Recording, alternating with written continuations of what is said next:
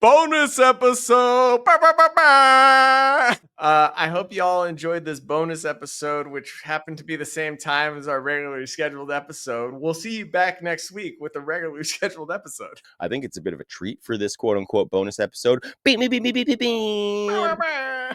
Jax, what are you looking at so feverishly? Buddy, I'm trying to figure out the Wordle. Wow, we dive into the studio. And Buddy's deep into his Wordle. I literally thought he was like just looking at the show sheet for the first time. I did not have any illusions that he was doing that. No, I mean, there's important stuff going on. And In the Wordle. In the big wide Wordle. Been around the Wordle, nah. Hey, I made it. Yeah, I'm the Wordle's greatest. I want the best of both worlds, honey. Heaven right here on earth. Where in the Wordle is Carmen Sandiego? Around the Wordle, around the Wordle.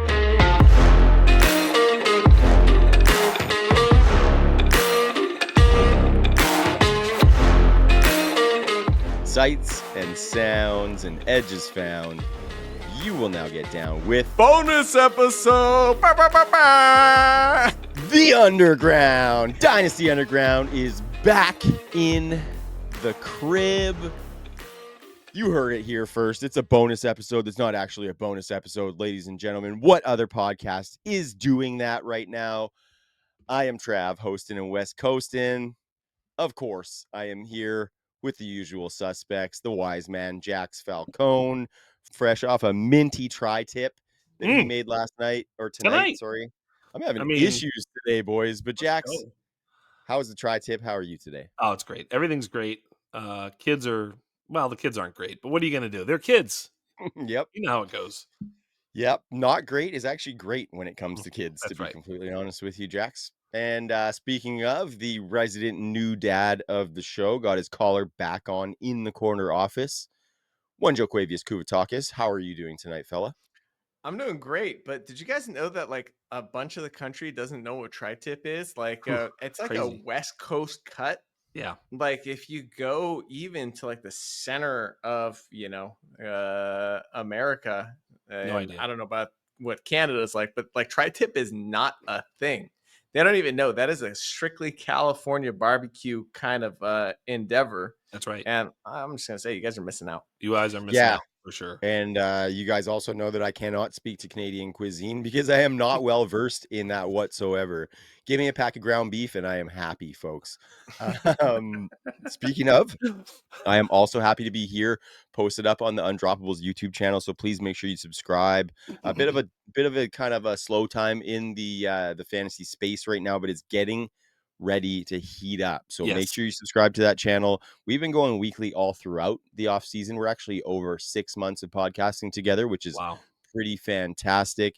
And yeah, all of it's on that Undroppables YouTube channel or on your favorite audio platform. So please go show some love there because we really appreciate it. Another banger episode on tap, boys. We, of course, we've been going through our team series where we're reviewing every single team in the NFL from top to bottom from a dynasty lens. Every single relevant player that folks need to know about has been spoken about. This episode, we did have a few overflow teams. We got a little ambitious on some of our show sheets and ran a little bit long. So we cut the piss off and added them to this bonus episode that we were on here tonight. Had a couple episodes where... Hey, we had a couple episodes where Joe wanted to circle back on Odunze again, you know? Yeah. We made it circle back on Odunze. Yeah, I was just going to say, we had the Romo Odunze conversation about 6 times, and Joe's ready to have it again tonight. So good. We will see I'm not done with Odunze. You know? Yeah, wait. Famous last Joe words. We will see where we get. So those overflow teams are the Houston Texans, San Francisco 49ers, Jacksonville Jaguars, and Pittsburgh Steelers. It's kind of funny, like all of the teams that we had to axe are actually just pretty fun teams for us to break down. So I think it's a bit of a treat for this quote-unquote bonus episode. But stay tuned for that, because before we get there, we couldn't wait any longer. Joe was hounding us in the chat like relentlessly. We had to talk about some of the drumbeat, the training camp drumbeat. We're starting to see it. the three of us are copying each other on Twitter posts like it's going out of style on things that are confirming our priors, and it's a lot of fun. The Twitter streets are absolutely hilarious right They now. are I will fun. just say so. Please make sure you go follow the three of us and anybody else kind of in our general area from the Undroppables and all of our friends in the space, because it's fucking fun, man. We're copying each other on shit. Like, what was the one? There was one last week that was outrageous, Joe, that you copied us on, and it was a whole thread. And there's just I more think and it's more about and Roma more. Dunze. There was a Rome Probably. one. Yeah, there was a I'd Rashid like to Shaheed one clarify. today. I'd like to clarify for the people: we're not copying each other; we're carbon copying people. Right. Each Yes, other. like We the are email CCing. version. Yes, exactly. Yeah. So Joe, this is a little bit scary for me, but I'm gonna hand the talking stick over to you for this segment. And you are gonna run us through some of these training camp drum beats, because you are the one who is pounding the table for it. And you have so kindly made us a list of some very important ones to talk about. So without further ado, Joe, let's talk about some of these training camp storylines to monitor. Your Before we do that, Freudian slip is a good one, because Jax does have the mic. Dude, what about if we're gonna talk about anything Twitter and drumbeat? What about the drumbeat of someone? Well, God, that was gonna be a bad joke. I can't. This is made for TV. Of Christian Wilkins doing some weird shit to someone to someone's Oh my top of his head. God. started What was out he with a drumming kiss. on I this didn't guy's end up head? like this. It was only a kiss. It was only a kiss. Yeah. Dude. He kissed somebody on the head, and then Jax, in true Jax fashion, as he says, sometimes I just like to put it out there. Yes. And Jax put out. Take it away, sir. Christian Wilkins released homophobia. That was why he was released. And people didn't get the joke. They're like, dude, it's unwarranted advances no matter what sex it is. I'm like, Yeah. yes, of course. You try kissing your coworkers and see what happens, bro. Of course. Like, do you really think I'm like, this is acceptable behavior and I'm defending? Like, I love the responses I was able to elicit were the greatest responses, because people were like upset that they thought that I was making this a homophobic, like, serious issue, you know? I mean, you can't make this stuff. Think about Unbelievable. the I headspace saw you're in that when you and I see was that like, tweet, Jax, and you're you like, rascal. this guy here, man. You know? That is the correct Oh, use of Twitter if you yes. want to troll. Yes. You almost got me on that one. I was like, well, sir, the Raiders were the first organization to have an openly homosexual player on their Right. team. This has And then there's nothing my to do response. with it. Oh, My response was, Jax, when we finally meet in person, there's a good chance that I'm going to kiss you right on the mouth. yep. Yeah. I'm looking forward to it. I mean, Me too, man. Did you see Me my too. response to that yet? Yeah, yeah. And Joe's going to be sitting in the corner beating his meat.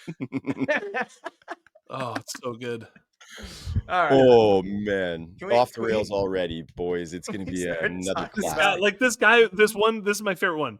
This guy responds, "Sexual assault is okay if it's gay?" ? Like, that was my point for sure with this.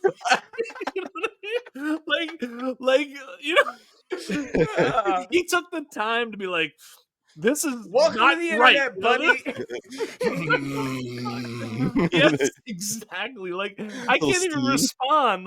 That response is beauty in and of itself. There's no possible way I can make it better with any response. No GIF, nothing. It's better just, with your non-response, because they're probably just stewing on it. Oh, this motherfucker. So that's why guy. I had to talk about it here, because to me it's so funny, but I can't even make it any more funny than it is on It's the true. Twitters. I can only do it by mentioning it here and letting you guys understand how ridiculous people are. It is love it. bizarre situation. Yeah. Bizarre situation. Apparently Christian Wilkins is more of a weirdo than just that.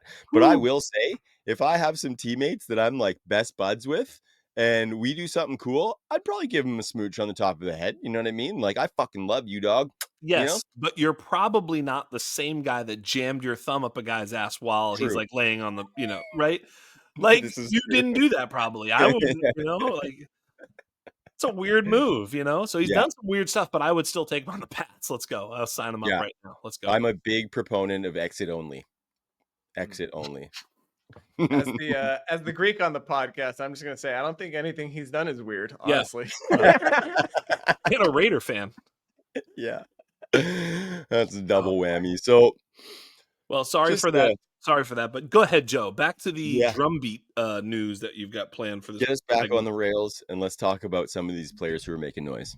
Did you guys know that yesterday, according to Art Stapleton, Giants beat writer, Cam Skattebo ran himself into the ground essentially yesterday in the first padded practice. So wisely, the Giants pulled back on him today and let Devin Singletary do a lot of the heavy lifting and team drills in a heavy run game day again. I'm just going to say it. Cam has brought his lunch pail and his hard hat. As the moment the pads came on, this dude could not wait to hit people. You know who's going to like that? The Giants coaches are going to like that. So Cam, I would say, and I had read articles earlier in the week before the pads came on. And I just want to preface a lot of this by saying first week of training camp is a big fugazi a lot of the times because they're not wearing pads yet. So especially with running backs, like, we don't really know, but apparently Cam Skattebo was actually pissing off his defensive teammates because he was still, even though they couldn't tackle him, dropping his shoulders and just going through holes like aggressively, right? And so it's like, dude, you know they love this guy. I'm just telling you right now, Cam's taking this job. Cam's taking this job. He's going to be the primary ball carrier and a pretty decent pass catcher too. At some point. Yeah, not right away. I don't think he's out of the box as a 70-80% guy. No chance. No. Or I'm not saying that. I'm not even saying that. But I agree with you. I agree with you. I'm just making sure that lead back. Can we say lead back? I don't even know. Maybe not week one. Maybe not week one. But I agree with you. Yeah, sure. All right, just let's stick with running backs for a second because it does appear very clear if you hop on the Twitterverse and watch any Colts highlights. DJ Giddens has already basically run away with the number 2 job on the Colts. Like there has been, if you follow Coach Speak Index at all, they've been basically making fun of it. It's like, what have they said about Khalil Herbert and why am I blanking on the other guy? That was on the team last year. Yeah, Goodson. Yeah. It's like, and there's just a blank screen. It's like they've said absolutely nothing, and they're just like praising Giddens left and right. So I think it's kind of a foregone conclusion. Yeah, that Giddens is number 2. And I was saying basically when he was drafted that he's already one of the highest end handcuffs you can have in football.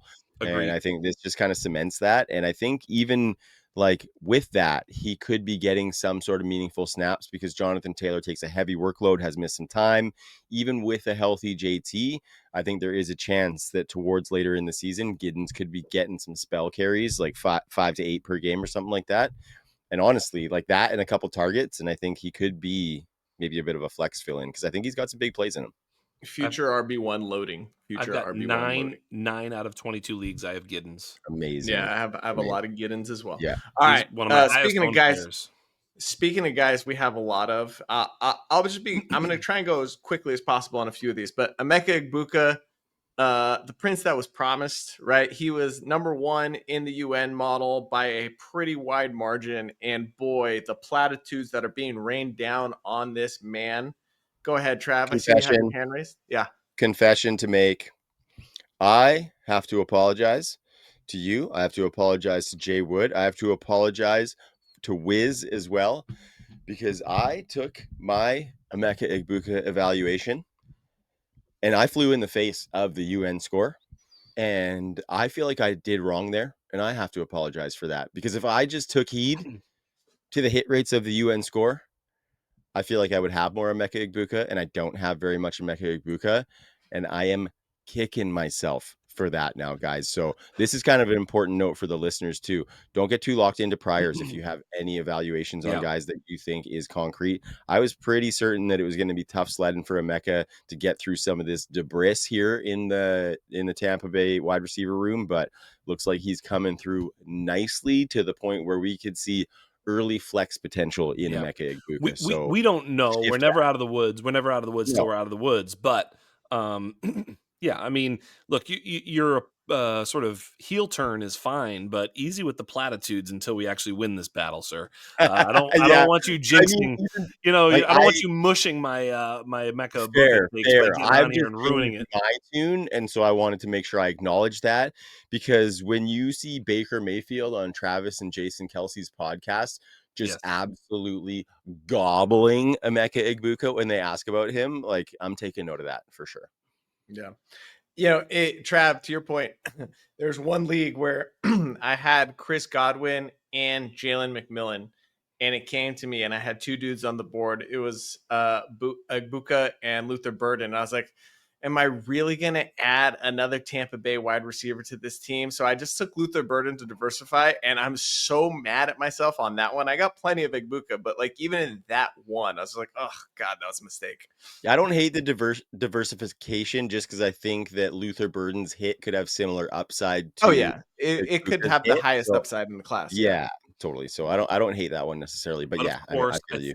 I think my take was right. I'm going to stick by it that the Yeah. diversification should have been happening amongst Hunter, Tet, and Ibuka, not further down. Ibuka is the clear choice over the second round wide receivers, in my humble opinion, for many reasons: draft capital, UN score, and dude, did you see the team he played with? For him to have I did this thing where people were like, he's never been the number one on his team, and I I did listed that. the players he played with: Marvin Harrison, Jackson Smith, Garrett Wilson, Jeremiah Smith, etc., Chris Olave, over and over Mhm. and over. And someone's like, you're making my point for me, and I'm like, no, I'm not. I'm actually making the point that for him to be that good in the UN score, meaning that his data points are that good at earning targets at a high rate, first downs per route run, all these per route run data points that he was that good at, while playing alongside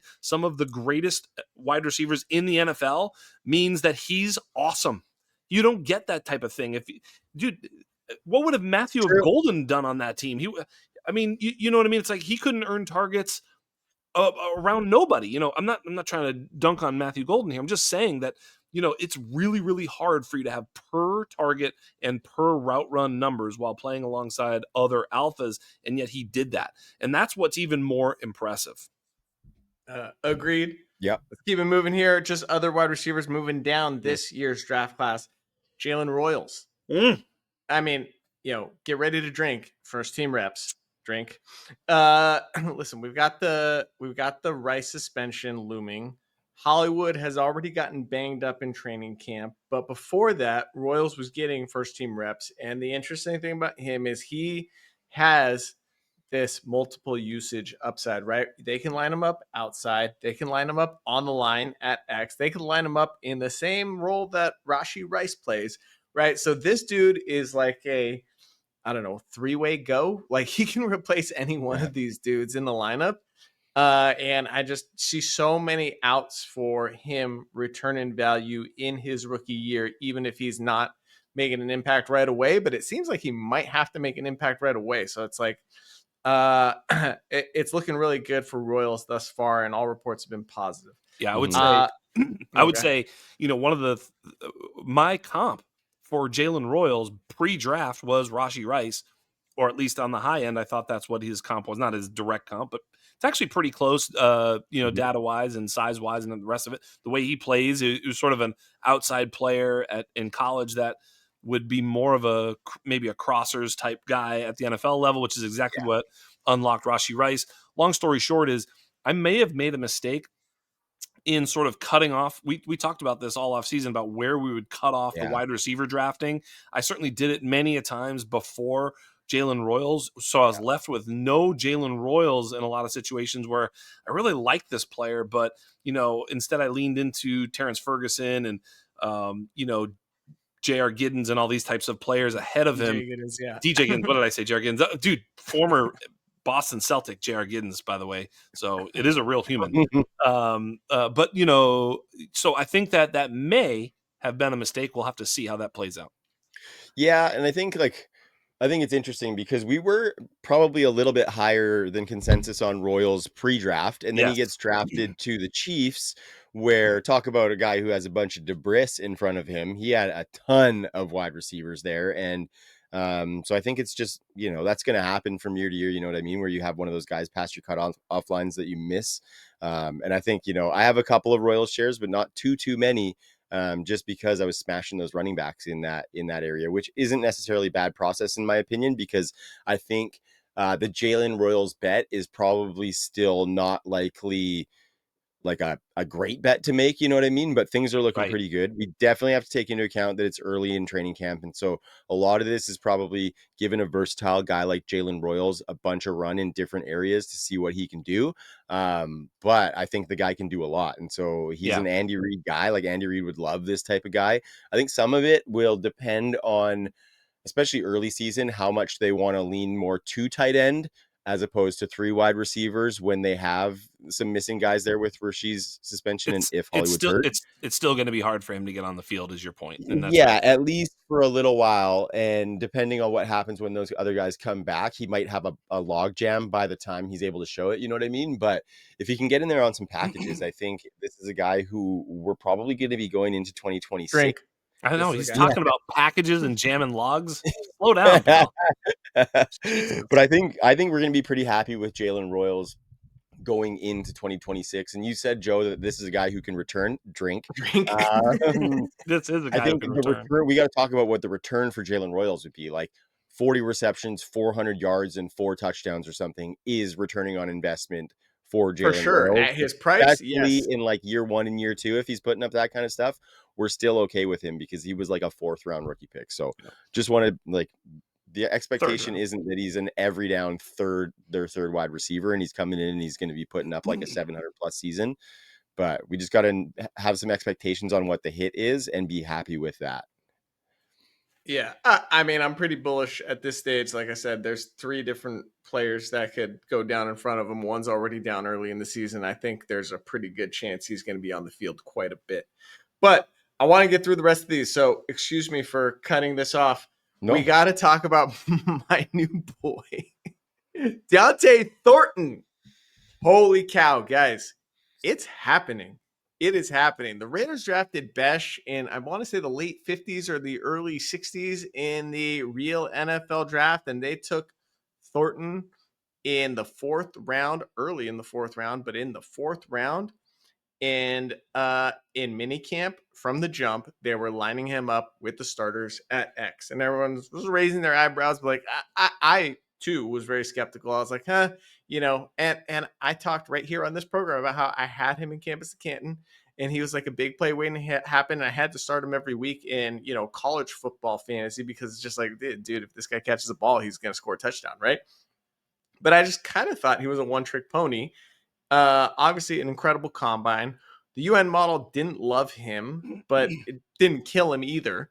Had him over Besh for the record, and right away he's starting over Besh. Now Besh is playing a little bit inside outside. I've talked on this program how I think he's like the successor to what Jacoby Myers' role is, but there's nobody out there doing what Thornton does. Here's just a quick quote. This is from Tashawn Reed from The Athletic. He basically is quoting Thornton here. My whole college career, and especially going into the previous draft process, the biggest knock on me was that I wasn't a true route runner when it comes to intermediate and medium routes. Just being able to display that at a high level while I'm playing the NFL now, I guess that's a way of me proving people wrong. And then he was talking about his relationship with Geno Smith. He tells me every single day, if I've got you in a one-on-one matchup, I'm coming to you. It means a lot to me being a rookie and just getting here and just knowing that he believes in me a lot. It gives me a lot of motivation to keep getting better.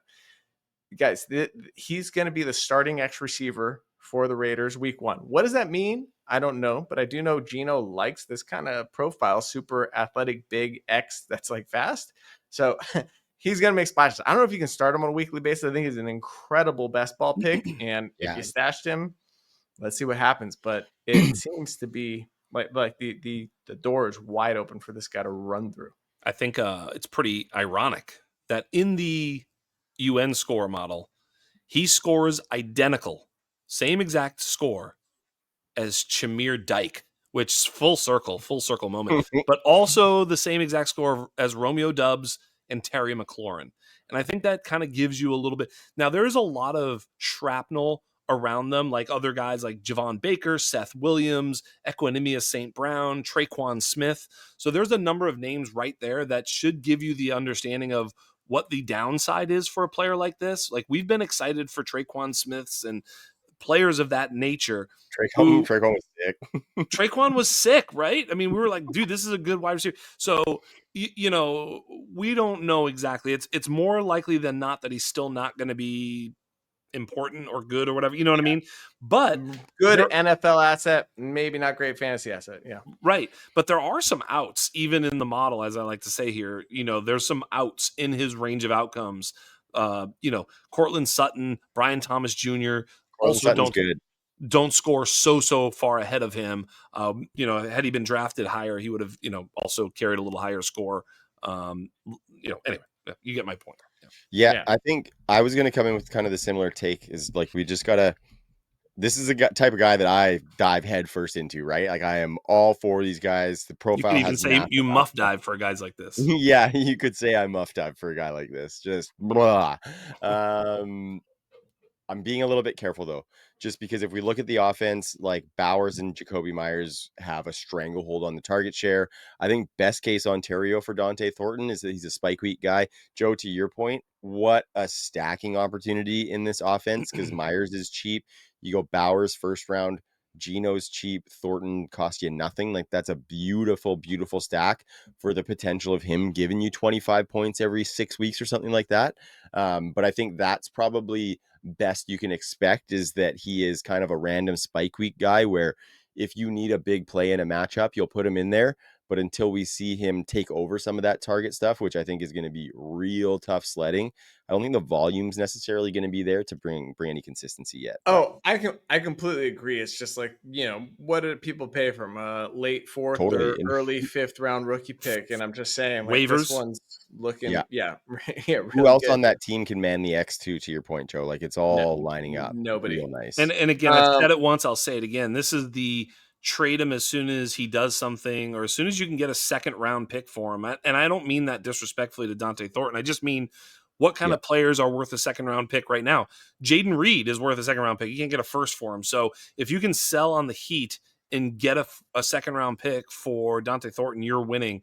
It's not because I'm selling like low and he's going to get better than that. It's possible, very unlikely. And so a lot of these players, you sort of, guys buy on the rise. Other managers buy on the rise because they're like, oh, it's only going to get more expensive than this. I can buy for only a second right now. What a buy.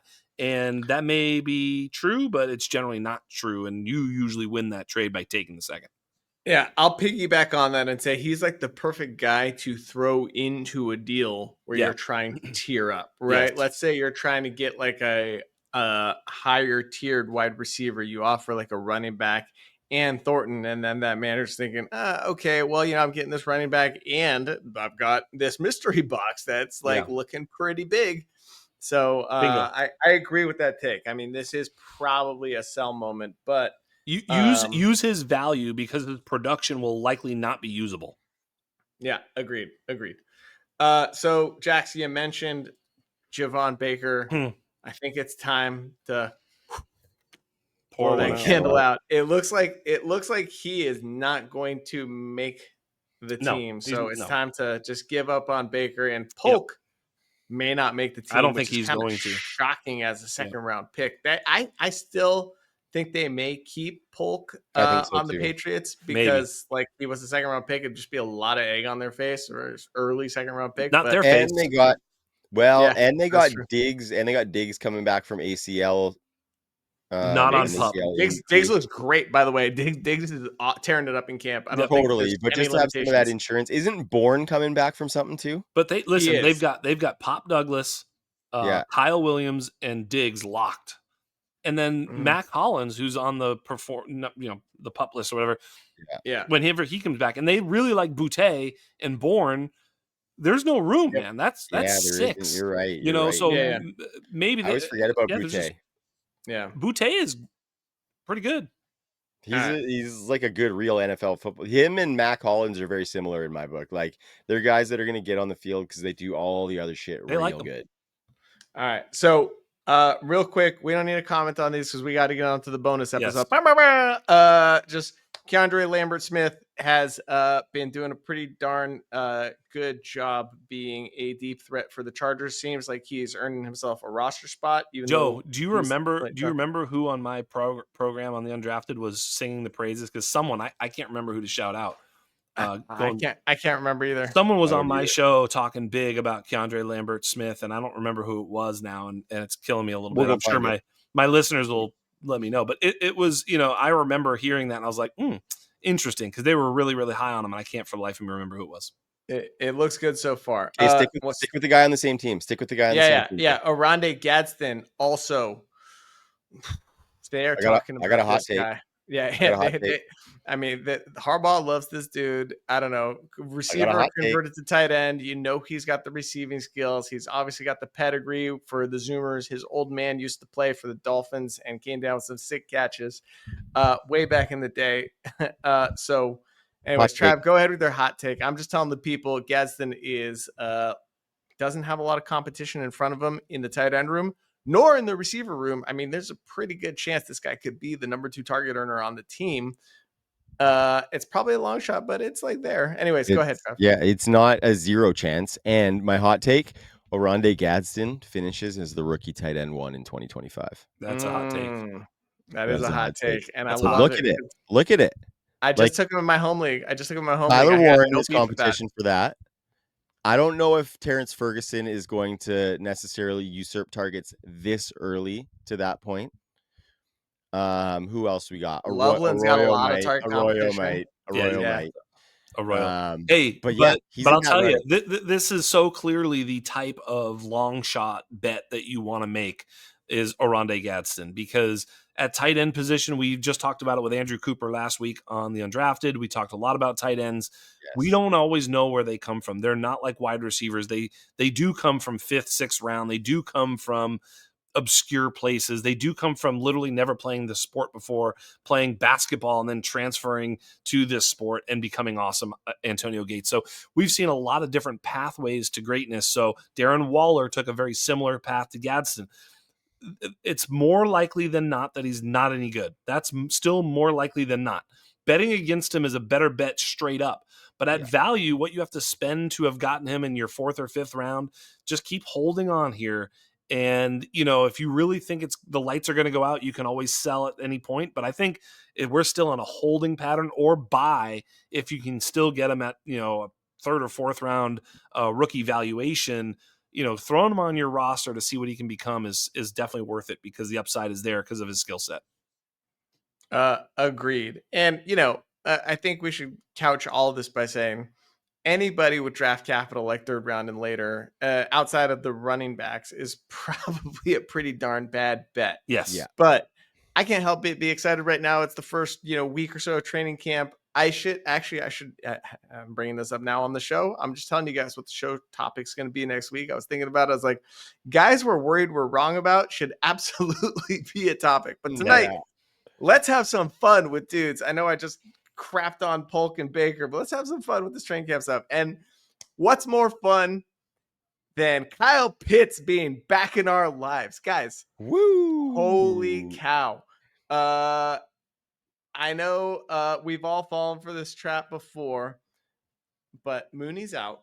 He's injured, probably out for the remainder of training camp. So, there is nobody for Penix to throw the ball to aside from Drake London and Kyle Pitts. There's this great quote earlier in the week where he said, see, we got Kyle Pitts the ball today. Going to be a lot of that. I love that. For my one share of Kyle Pitts, I'm just hoping and praying that that's true. Anyways, we are all falling for it again. I see it happening.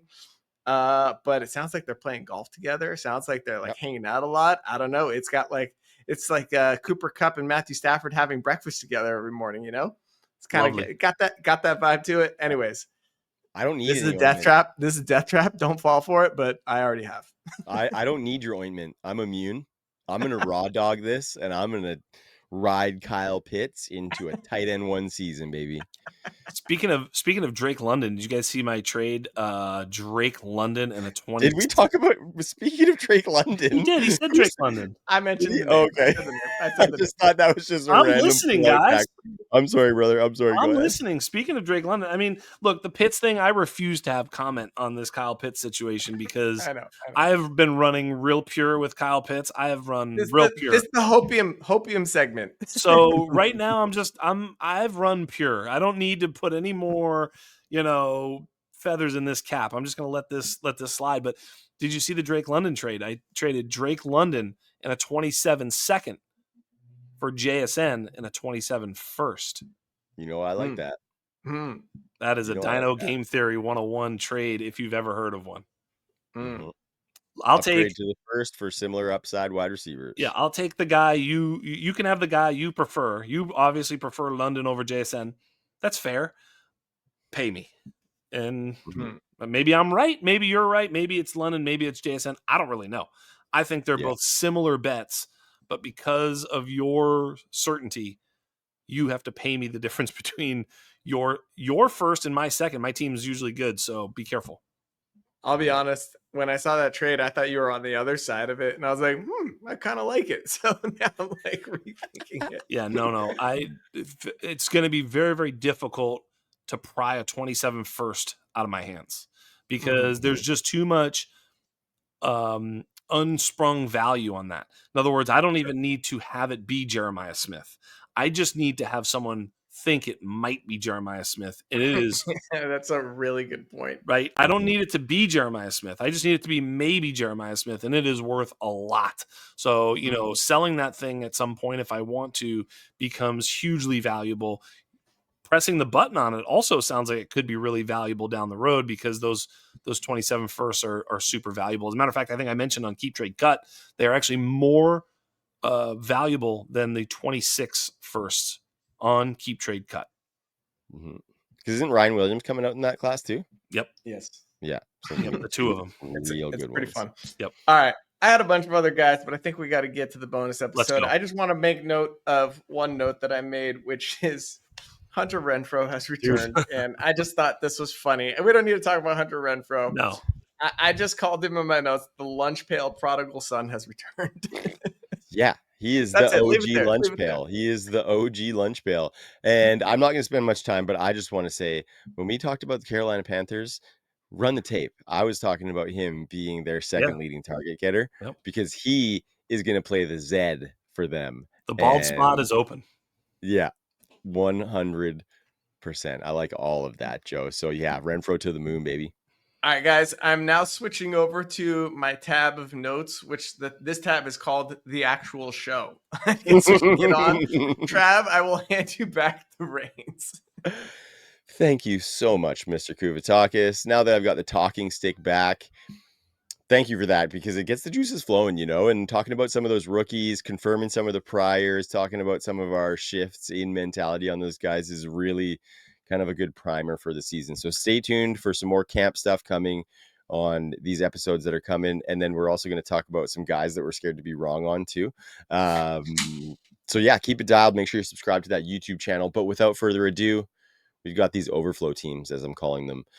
This show sheet was not intended to be a show sheet, so it doesn't have a fun title or anything, Jax. But these are the four teams. Yeah. Beam, beam, beam, beam. This is that episode. Where we start. Like I mentioned off the top, we're talking Houston Texans, we're talking 49ers, we're talking Jacksonville Jaguars, and we're going to start in the Steel City and talk about them Pittsburgh Steelers because it's been a weird offseason for these guys. They went dangerously long into the offseason without having a quarterback. Of course, we know they drafted Will Howard in the draft. But then they came out and they did what a lot of people expected them to do. And they brought in Father Ayahuasca, one Aaron Rodgers. There's a whole bunch outside of football that we could talk about as to whether this is going to work or not, like the Rodgers and Tomlin dynamic, Rodgers in general, just being the franchise quarterback for a team. But I think for fantasy purposes, we got to kind of talk about it because I don't think that any of us are treating him anything more than a one-year proposition. So I think we got to talk about what that 1 year proposition is, right? So Jax, maybe let's start with you. Like, do you think that Aaron Rodgers could maybe become a quarterback 2 for us in 2025, or would you be selling that? What's your take on him? Because I know you've been kind of taking him as that last ditch quarterback in some drafts where you've kind of punted that QB2 position, and some of those older guys are options for you there. But what do you think realistically is his outcome? I actually haven't been drafting Aaron Rodgers, I don't think, very much, but I did make a trade in a Superflex league where I traded a 26th third for him. I mean, I feel like that's very, very good value. Look, this is his last year. It could be his last snap. Any snap could be his last one, given the fact that he is that old. And look, he has not been that durable lately. And I don't know. I'm dubious. But my take here is that I think Will Howard is still a buy. I've been watching the Gruden Will Howard stuff, and I'm a sucker for it, man. I am just so head over heels with the Gruden Will Howard quarterback, whatever the hell they're called, that I'm just, I'm still in on Will Howard, and I don't have enough. I don't have enough. I like that. My general concern, this has to do with Rodgers and just the Steelers offense in general, right? It's like Rodgers, everywhere he's been for the last, 7 years, right? He likes to play slow. And now he's paired with Arthur Smith, who also likes to play slow. And they also happen to have a great defense. And they're also committed to the running game, which is going to run the clock. So just the number of plays and the pace of play on this team is probably going to be the lowest in the league, which means that it's like not going to be a great fantasy outcome for anybody, except in the scenario in which it's like super highly concentrated among a few players, right? So we're going to get to that subject in a second, but I don't think this is like a place we're fishing for tons of fantasy points. There's still a couple guys we like. So that's my comment is like, I don't know, Rodgers, low end quarterback 2, but he's not going to be winning you many weeks. Yeah, I think that's a pretty good take, Joe, because like I do think that on the positive side, we're probably going to get that condensed target tree with these guys as far as like DK Metcalf, the 2 tight ends, maybe a little bit to the running backs. That's kind of about it. I don't necessarily see a wide receiver 2 here taking a big volume share, but we're going to talk about that. Don't worry, sir. Yeah, Aaron Rodgers is not a guy that I am taking. I just feel like it feels like his presence makes this entire offense stand on a trapdoor. You know what I mean? I feel like if he gets injured or plays like shit, I think he is going to be miserable. The locker room is going to be miserable. Will Howard's not going to be ready to come in and command an offense, obviously. And so I think things are going to fall apart in a season where it looks like they've tried to go a little bit more all in to try and win, right? And so that would not be good for this team. And if Aaron Rodgers is chucking the ball around the yard, then something's gone seriously bad for the Pittsburgh Steelers. So yeah, it's going to be low volume passing, will be a concentrated target tree, but I don't think that does much to boost Aaron Rodgers. I am also stashing Will Howard, Jax. I just think that path to him actually getting some starting games and getting you that second round pick, like you were talking about, if he starts a 3-game stretch, is wide open. And so I would definitely be stashing. I have quite a bit of Will Howard actually as well, but And let's like, move to these passes. what if he's Yeah, good? go. What if he's What good? if he is Possible. low volume Arthur Smith passing offense with a good run game is a nice little environment for him to come in and facilitate in there as well. And learn how to be good. Sure. Yeah. Yeah. Can he be Taylor Heineke? I mean, I don't know. What are we talking about? Yeah. No, I'm actually I've got bigger, I think he's got higher ceiling than that. I do think, too. I do. Like this is Gruden was comparing him running the football to like Josh Allen. He goes, "You're the same size as Josh Allen." I'm like, oh, this is a stretch comparing him to Josh Allen, but like, okay, so he has that. He also had, his final year. I know it was with otherworldly players, but we've seen that with like Mac Jones. We saw it with Joe Burrow.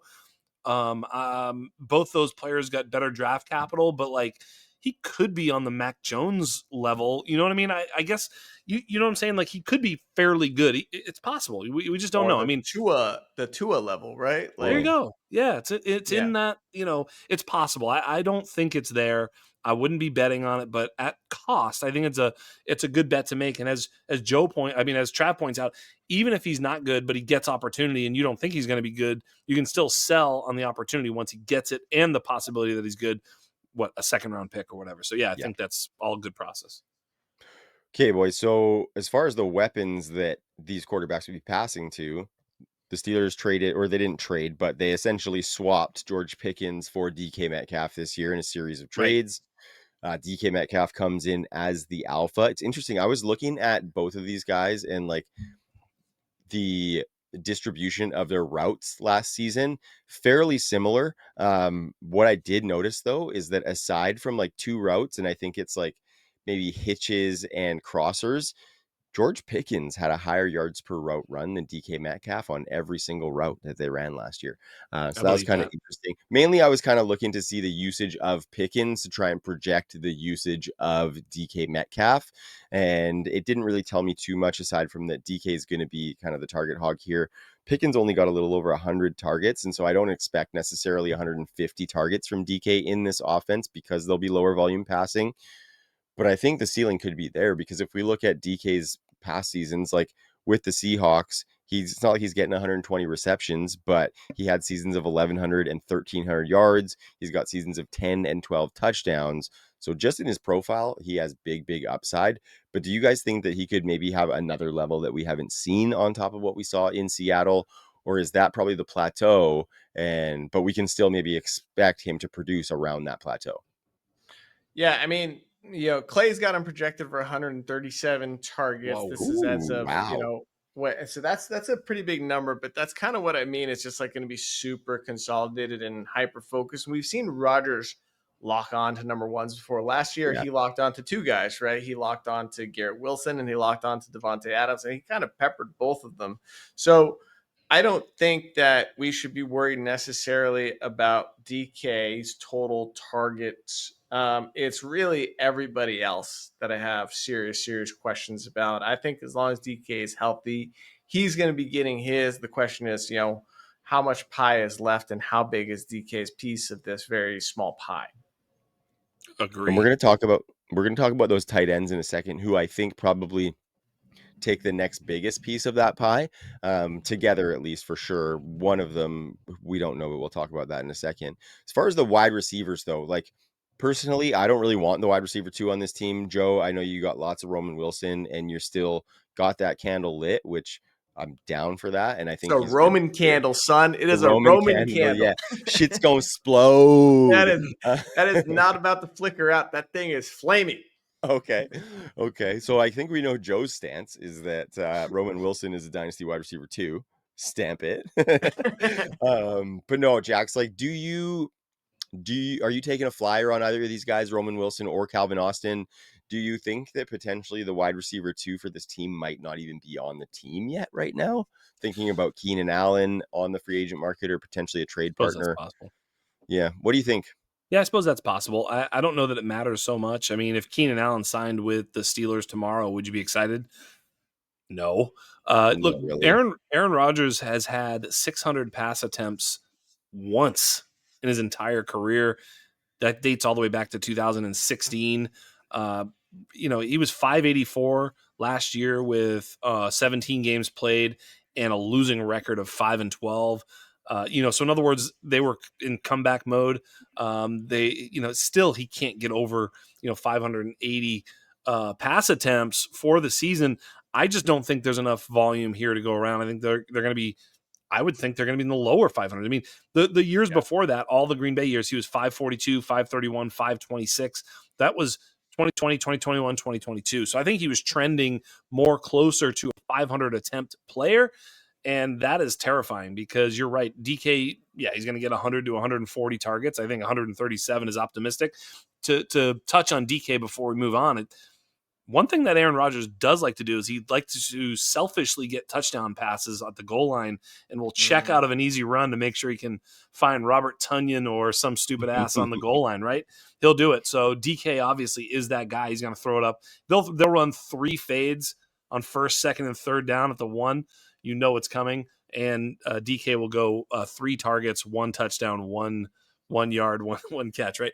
But it's true. I think that's going to be the case. So, but past that, the rest of the targets, I think is going to be one of those, spread them all around. Freiermuth is going to have some, some value in this offense. They're going to play a lot of 2 tight end. I think Freiermuth is the blocking tight end. It's not like they brought in Jonnu because they're like, Freiermuth sucks, we're going to replace him. This was always a 2 tight end plan, because they're so very different. We talked about this last week, Joe. I mean, just how Jonnu plays sort of, horizontal, not vertical, and then breaks tackles and makes big plays. Freiermuth isn't exactly a seam stretcher, but he's an anchor inline tight end who's going to he's going to run some seam. I mean, he's going to play that way. He's going to run play action, get to the second level of, blocking and that whole thing. That's what they're going to do. And we're going to see that with Arthur Smith for forever. They're going to look, the guy that we're excited about on this team is Caleb Johnson. I mean, hold on. Before we get to my most drafted player of the offseason, we have to talk about my boy Roman Wilson a little bit more than that. Fair enough. All right. So I'm sorry, but that's okay. This is your spot. Go ahead.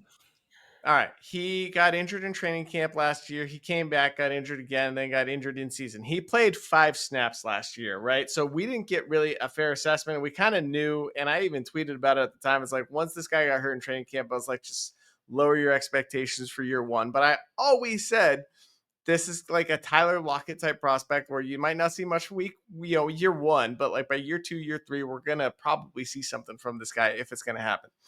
If you'll recall, Senior Bowl 2024, Roman Wilson was like the clear winner of the Senior Bowl. College stats, 21% career dominator rating, 37% in his best season. He had 0.23 yards per route run, targets per route run, 2.7 yards per route run in that final year, well above a 12% first down per route run rate in that senior year. QB rating when targeted 144 in that senior year. I'm just saying, we write guys off when they miss their rookie year, and rightfully so. But he is lining up as an outside receiver in the 2 wide receiver sets thus far in training camp. He is the receiver 2. They're not lining him up in slot, and I projected this guy to be a slot only guy, but they're running a lot of 2 tight end, and the dude that's on the other side of the ball is Roman Wilson right now. So I think that's notable. I think he's going to be in every 2 and 3 wide receiver sets. So the opportunity is going to be there. He's not dead. I'll leave it at that. Now let's talk about my other boy, Caleb Johnson. Go ahead, Jack. Yeah, you guys glossed over the tight ends, which is wild to me. I was just going to say that I think that point you made about Aaron Rodgers wanting those cheap touchdowns is big for the man Friar Tudd, who I like to call Friar Tudd, because I think that's his only way to being viable is getting touchdowns, because he's not going to be the main target getter, even among the tight ends between the 20s. So he needs those touchdowns. And I think he's a guy that Aaron Rodgers could probably love. But yes, let's talk about Caleb Johnson, because I've been having a bit of a hard time with this one, because Jaylen Warren, I have never been a huge proponent of him, but I see what he has done, and he's been a productive back. He has a staunch camp of truthers, absolutely. People who even potentially think that he could be the 1A in this offense. I am not in that camp, and I don't think any of us are. But relative to Caleb Johnson, like, what kind of role do you think Jaylen Warren is going to have, and what does that do for Johnson's role? Like, wrap those 2 guys together. Are the Jaylen Warren truthers really Jaylen Warren truthers, or are they just people that are like, this guy's way better than Najee Harris for the last few years, right? Yeah, I kind of feel like that's what the Jaylen Warren truthers are. And I think Jaylen Warren is a good player. I think he's like a very nice complementary piece, but they have said repeatedly why they draft Caleb Johnson, because he's a volume running back. He is the kind of guy that can break off big plays and get stronger in the second halves of games and in the fourth quarters of games. When he's gotten 20 plus carries, he's still getting big runs. They've been that has been just consistently their rationale for drafting Caleb Johnson. So I think they view him as the volume guy in this offense and Jaylen Warren as the change of pace guy. I mean, everything they've said has kind of indicated as much. I will say, Jax, before I hand it over to you, that Dwayne McFarlane, who I think we all love here, Love Dwayne. tweeted something out today that really messed with my head. Where he said, you guys remember the time when Arthur Smith limited Bijan Robin to 44% of the team's rushing attempts as a rookie? That's That's just like, oh God, mean, Dwayne. why did you That say is that, Dwayne? mean. Why did you remind me? I do remember that. And Just so you Caleb know, doesn't have the receiving ceiling either. But anyways, go ahead, Jack. You stole it from me because I was gonna say specifically, I think Caleb Johnson has a chance to get that rookie year Bijan Robinson role, and that was this. We had the same joke locked in the holster. Of course, Dwayne, thank you so much for the inspiration for Joe and I's take.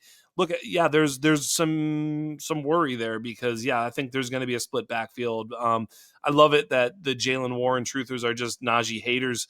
So true. He was more efficient, but of course, when you see the the volume sort of uptick for Warren, it didn't get as pretty on more volume. So that's kind of the thing, is that there are schemes, there are situations in the NFL. A rush attempt on 3rd and 15 is not the same as a rush attempt on 4th and 1. So it's like you look at success rate and all that sort of thing. There was a lot of things that Najee was very good at that Jalen Warren wasn't as good at, even though he sort of seemed more efficient and was more efficient. I'm not saying Way he more wasn't, explosive, but way more explosive. But, it's like there are other things that matter in football, like converting, and moving the chains. That's actually a thing. Yeah. That's why they say it. It's not just like jingoistic bullshit. It's real. You got to move the chains in order to get closer to the end zone to score a touchdown. This just in.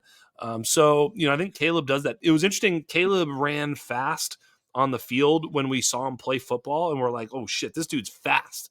And then he ran his 40 and everybody was like, oh, he's slow. And it's like, no, he's not. He had one of the slowest sort of, 10-yard splits and still maintained a pretty solid 40 time. Why? 4, 5, 6 or something. Yeah, like exactly. That? Because he takes a while to get up to speed, which is normal for a guy his size. But in the open field, he is fast and can run away from linebackers for sure, and safeties in many cases. Obviously, probably not corners, of course, but he's fast, dude. He can get loose, and I think that's something that Najee didn't exactly have. Although people would probably argue they're very more similar than I'm giving them credit for. But I think that's also a good thing. If they are more similar than I'm giving him credit for, then I'll take the Najee role for sure. So I think when it comes right down to it, I think Caleb at 21 years old does have a little bit of patience to be mined in order for you to realize his full potential. I don't think that you want to see weeks 1, 2, and 3 and make all of your choices and decisions on Caleb Johnson in those 3 weeks. Got to be patient. Got to let this thing, ferment a little bit before it all shows itself, in my opinion. Yeah, I think when we're doing the evaluation process, I said Caleb Johnson is kind of like far-sighted, and I kind of use that term for running backs, where it's like he got stopped behind the line of scrimmage a decent amount, but when he got to the second level, like he already had his move planned out, and that's what made him so effective at breaking off long runs, is his moves in the second level and the angles he would take in the second level. So it's like once he gets through that first level of defense, he's trouble in the open field. Mm-hmm. Yeah, he's I don't have my rankings in front of me, but I think he's a top 15 dynasty back for me. And what I'm essentially doing is just betting on the eventual outcome that he will be the bell cow for this team. And that I honestly think by mid-season, even if he shows some of that explosiveness, which we know he's going to get opportunity to at least do that, I think he could show them that Jalen Warren could potentially be obsolete in this offense, and he could take on all of that work. Maybe not all of it, because they plan on using the running backs a lot, but he can be the guy in the key situations, even catching some passes in some areas. I think he's a lot more versatile in that realm than Najee is. And so I think where Najee didn't have some of the skill set stuff that Jalen Warren did, where they brought Jalen Warren in for that, I think Caleb Johnson could have some of that where they don't have to spell him. I'm not as sure about that, but that's all right. How so? Najee was a really good receiving back. Yeah, but he didn't really get given a ton of that opportunity because they were bringing in Jalen Warren for a bunch of that stuff, right? And so I think what I'm saying is I think they could potentially give Caleb more of those opportunities that they didn't give Najee, and then he could take more of that stuff over. I wouldn't bet on that. Here's the other fly in that ointment, is that they're already talking about like Gainwell is going to be like the minute drill guy and the Yeah. pass catching back. That's So not gonna happen. yeah, that's really bad. I mean, Gainwell was excellent in that role for the I have a Eagles for the last hard several time. years. Well, no, Gainwell was not a pass catching weapon for the Eagles. They never threw the ball to their running backs. No. He was an overachiever in the run game for the Eagles for sure. I was not a huge Gainwell fan. I think he was a bit of an Hurts didn't overachiever. throw to the running backs, Bingo. but who was in there in those 2-minute drills at the end of the halves, right? It was Gainwell. Yeah. That's fair Even with enough. Saquon on the team, right? So they're like gonna, Gainwell's a pro, right? He's not a star, but he is the kind of guy that coaches love and trust. Yeah, if And he's getting actually something significant, there's he is 100% the Tank. best pass game back on that team. That I'll actually say. Gainwell is dope. Yeah, Lest maybe. you forget how good Gainwell was as a prospect, as a player, and in spots But in the NFL. if he's seeing anything significant, then either Caleb Johnson is not nearly as good as we thought he is, or there's something else going on there, right? I'm not Because saying Caleb and significant. I don't believe any of that. I think Arthur Smith loves to bring in a Cordarrelle Patterson and mess up both Algier and Bijan, right? I think he loves doing stuff like that. Yeah. Yep. Like it's gonna be a split tight end room. It's gonna be a split running back room, and we can bet that Rodgers is gonna target Metcalf for as long as he's healthy. And I don't know how much we can use any of these receivers. So that's kind of why I started this at the top by saying, like, I just don't know how much there is to mine here. I love Caleb Johnson more than anyone. He's my most drafted rookie, and that's hard to do in the first round. But I kept doing it over and over again because I believe in talent. But oh man, I'm not like super optimistic about this year per se. I'm just banking on carries. It's not going to be targets that gets us there. I just think he's going to be a great pro running back. Let's talk about, okay, we got to keep going, guys. This is fucking way too long on some of these teams. Jacksonville Jaguars. This is going to be a fun one, guys. There's been a lot that's happened in Jacksonville. I think, let's think about the conversations here. The Trevor conversation is really fun. Jax, you and I have loved some Trevor. The wide receiver conversation is very fun. The running back conversation is very fun, guys. And I think that might be a fun place to start, is with these running backs, because I think we've gotten a little bit of clarity in this running back room, or maybe not necessarily clarity, but we think we have maybe a bit of a better idea of what's going to happen. Who knows? It's the NFL. But when we look at this running back room, we've got Travis Etienne. Not Trevor. Trevor's the new one. And I should know that's the same name as fucking me. Bashal Tutin obviously is the new hotness that just came in. And then Tank Bigsby is kind of that guy who showed really well last year, but some of that new hotness has come in the way. So let's talk about how this is going to shake out, because recently it started to look a lot more like Travis Etienne is becoming that guy who's going to be the 1A here, with the other guys being role players. I think Etienne's an amazing value right now as a running back 30 in Dynasty startups in the 10th round. But what's your take here, Jax? Because I know that you were a big Bashal fan, and you kind of maybe not led the train everywhere, but kind of led the train within this group on the underground and kind of got me sparked to Bashal. So what's your feeling on Bashal and whether he's going to eat into this now? Or do you think that Etienne might be getting that steam? I mean, you got to remember, I loved Bashal going into the draft because he had some metrics that were off the charts. His speed ended up being off the chart when he finally measured at the combine. His explosion at the combine was crazy, but also his missed tackles, breakaway run rate, all those things were really good. So we kept asking the question, even when Joe was doing a lot of the film work, was like, what are we missing? What are we missing with this guy? There's got to be something that we're missing. Obviously, the fumbling was an issue.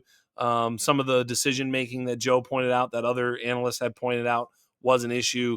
Jacksonville drafts him and then immediately says he's fumbling and making bad decisions. So there is something that's going to hold Bashal back. And whether or not he gets coached up, I'm sure he will. We'll see how it goes. I mean, dude, I used to like Izzy Abanikanda too. You know, these guys don't all hit. No, he just signed somewhere. I think he just signed with the Patriots. Oh, Green Bay. Yeah. And I've picked him back up in a few leagues, so I was scouring the waiver wire. I never dropped him. I never dropped him. I had him in like every league. I dropped him in a couple leagues here and there. I mean, come on, what are you going to do? The 5th string running back for the fucking 49ers.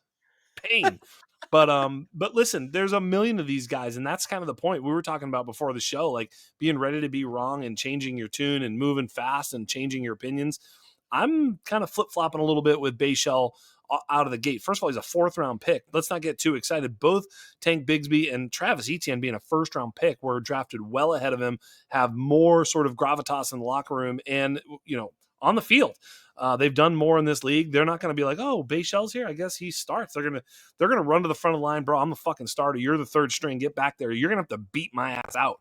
I'm not giving anything to you. These guys are fighting for their lives, fighting for contracts, fighting for absolutely everything on the line. So, it doesn't just get given to you in this league, and especially when you're a 1st-round pick and he's a 4th-round pick.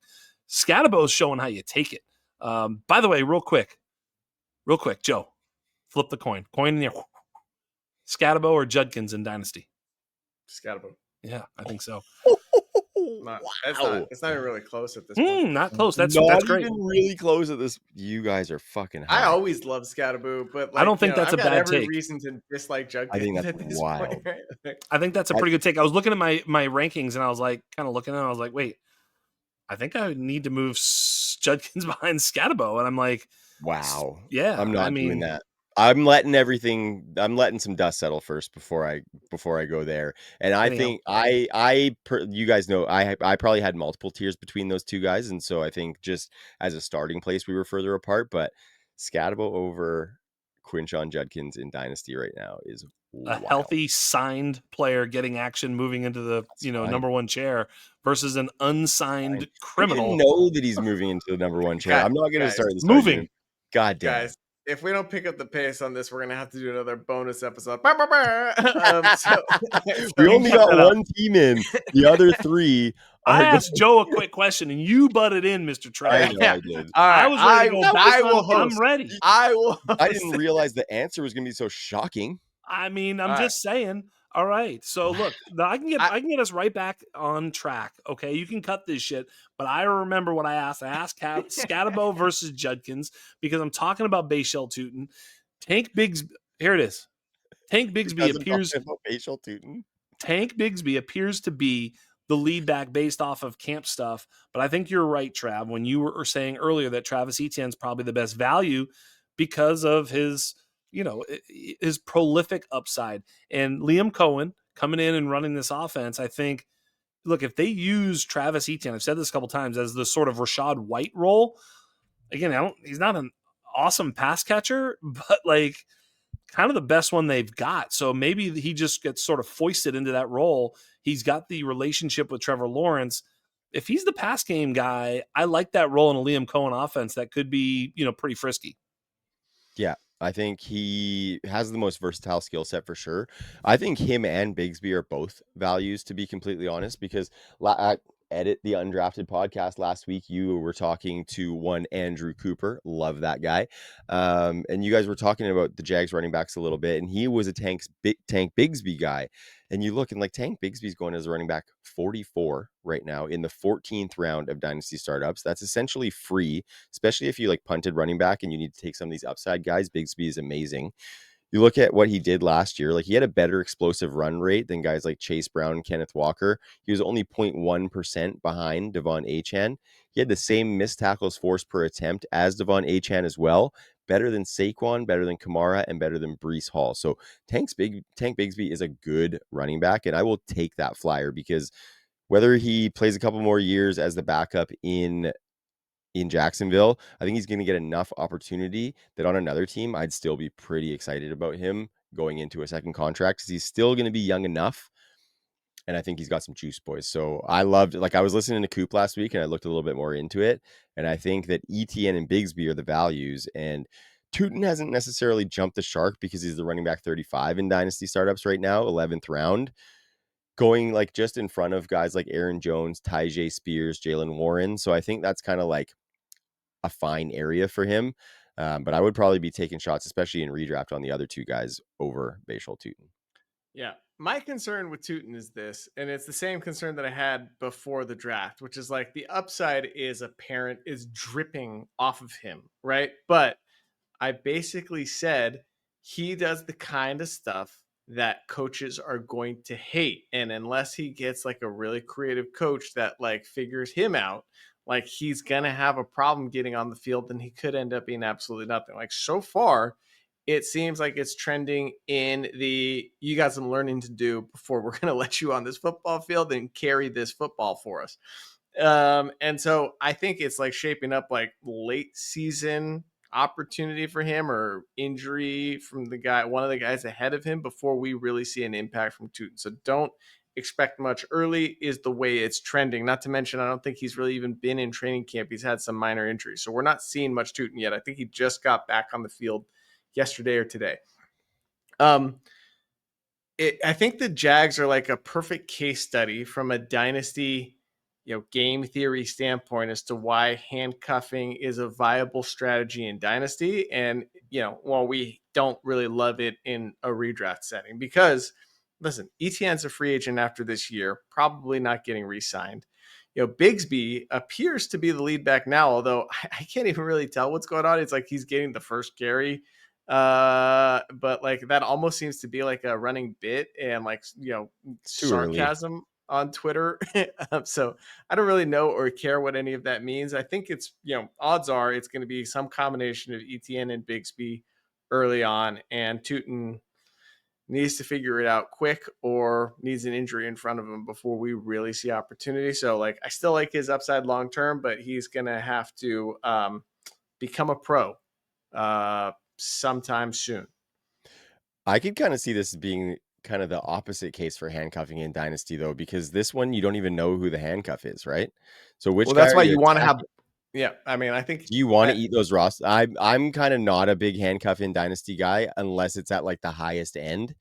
But yeah, I think this is that's an interesting one to kind of talk about, because like to have 3 Jaguars running backs on a roster, I wouldn't necessarily love that. I'm not necessarily saying have 3. I'm just saying we don't know, so we got to see how it plays out and then, make decisions as we go. Not to mention there's the ETN becoming a free agent and going on to another team, and now you got 2 playable assets as opposed to 1, right? That's why it's a viable strategy. It's both Dynasty, insurance and an investment. In Dynasty, I don't care if I have 5 running backs on one team because those assets can split. I mean, look at San Francisco with, it was Izzy Banakanda, Patrick Taylor, Jordan Mason, Guerrero, right? All those guys are elsewhere. It's like you don't really know what's going to happen. That's the top end that I'm talking about, right? Like you're handcuffing the elite bell cow running backs like a Christian McCaffrey or like a DJ Giddens with Jonathan Taylor. I've got but in these mid-level ones, like, and I don't even know if the intent is to split those assets in seeing that Travis Etienne is a free agent next year and might not get signed, I'm not sure that I would consider that necessarily handcuffing. Handcuffing to me is you're taking the running back behind the guy because you want him to get the production that the other guy got, right? And so splitting assets is kind of a different conversation. But no, but that's part of the benefit of handcuffing, right? It is both insurance and an investment into a potential another future flex player. But I don't necessarily know if that is the reason for handcuffing, right? Like, I don't know if that is 100% my reason for handcuffing, especially guys that are on contract years. I do it all the time. It is a strategy of mine. If you've got like an entrenched running back and he's got a contract and a rookie comes in, like I want that rookie. Sure. Yeah, but most of the time you're handcuffing because you want the insurance on the production in the backfield, not because you're foreseeing a split asset. I'm not doing that. This is the difference between doing it in redraft and doing it in Dynasty. In Dynasty, I'm doing it both for the production on that team and for the split. And ultimately now I've got maybe 2 flex-worthy players in these start 11s, start 12s. You need bodies, right? So that's like built-in insurance and future diversification. Interesting. Yeah. I just wonder how many times that guy actually works out. Well, very rarely. Nick Chubb and Jerome Ford last year. But very rarely. As like a fill-in, but Jerome Ford's not like taking over a running back 2 spot on your roster alongside Nick Chubb. No, but I'm flexing him. Like this is deeper conversation. A lot of it is my curiosity is this because I haven't looked into it too much, but I have been previously against it because I don't really want to have all of those roster spots catching zeros. I'd rather churn those. What if a couple years ago you had I don't know, David Montgomery and DeAndre Swift, right? You got 2 startable assets out of that. Yeah, right? Like 3 years after owning them and being annoyed by it. They've been startable for the last 3 years, both of them. Really, I mean, the last 2 at least, right? So there's just tons of examples of this. Like I don't know. It's interesting. I've never really heard people pump up handcuffing in Dynasty as much as like you guys have. And so Oh. it's just kind of new to me. I love it. Fair enough. I gotta look Anyways, into it. shall we move on to Yeah, other we're more so exciting far off the positions on rails. this I'm team? gonna have to work some fucking magic with this episode, boys, but we can do it. All right. Jax, you okay? I know that we're annoying you with these rabbit holes. No, no, I'm good. Clearly, it's not even, to me, it's definitely something that I've mentioned many times before. Handcuffing in Dynasty is a completely and utterly different mathematical bet than it is in redraft. Period. End of story. In redraft, you're betting against yourself. In Dynasty, Oh you're yeah. not. Oh yeah. You're betting on your team. But I Because feel like it's more situational than just like a blanket statement, though. no, You're getting you're betting on the talent of the guy behind the starter who you believe in, and you're getting the benefit of, like, the best case scenario is he doesn't get re-signed and go somewhere else, right? Yeah. Like, that's what you want. yeah, there's so many times where I just look at it and go, okay, I own the Minnesota back. So Aaron Jones and Jordan Mason. Jordan Mason's another great one. Like, if you had Jordan Mason backing Yeah. up McCaffrey, that was great. Now he's where he is now, and he's got a different opportunity as either a handcuff or a split backfield, or not exactly. He's a usable back. So having these backs, if they're on the same team, they don't often stay on the same team. There's so many examples of them moving. The movement and the foreverness of Dynasty gives it a completely different equation. In redraft, you're trying to win 1 year, and if you don't win that year, it doesn't matter. There is no tomorrow. So if your Christian McCaffrey gets hurt, having Isaac Guerrero is like, whatever, dude. It's like you lost Christian McCaffrey. You're probably not winning. You can't lose all your top 3 players in a redraft and expect to win. In Dynasty, it's completely different. You might be able to make a trade, cobble something together. You move him there, you do something else. It's a completely different game. It's a completely different calculus. And the splitting of assets going forward happens literally all the time. You mentioned, there's so many backfields I thought I owned, and then all of a sudden I own 3 different backfields. I'm like, oh, look at this.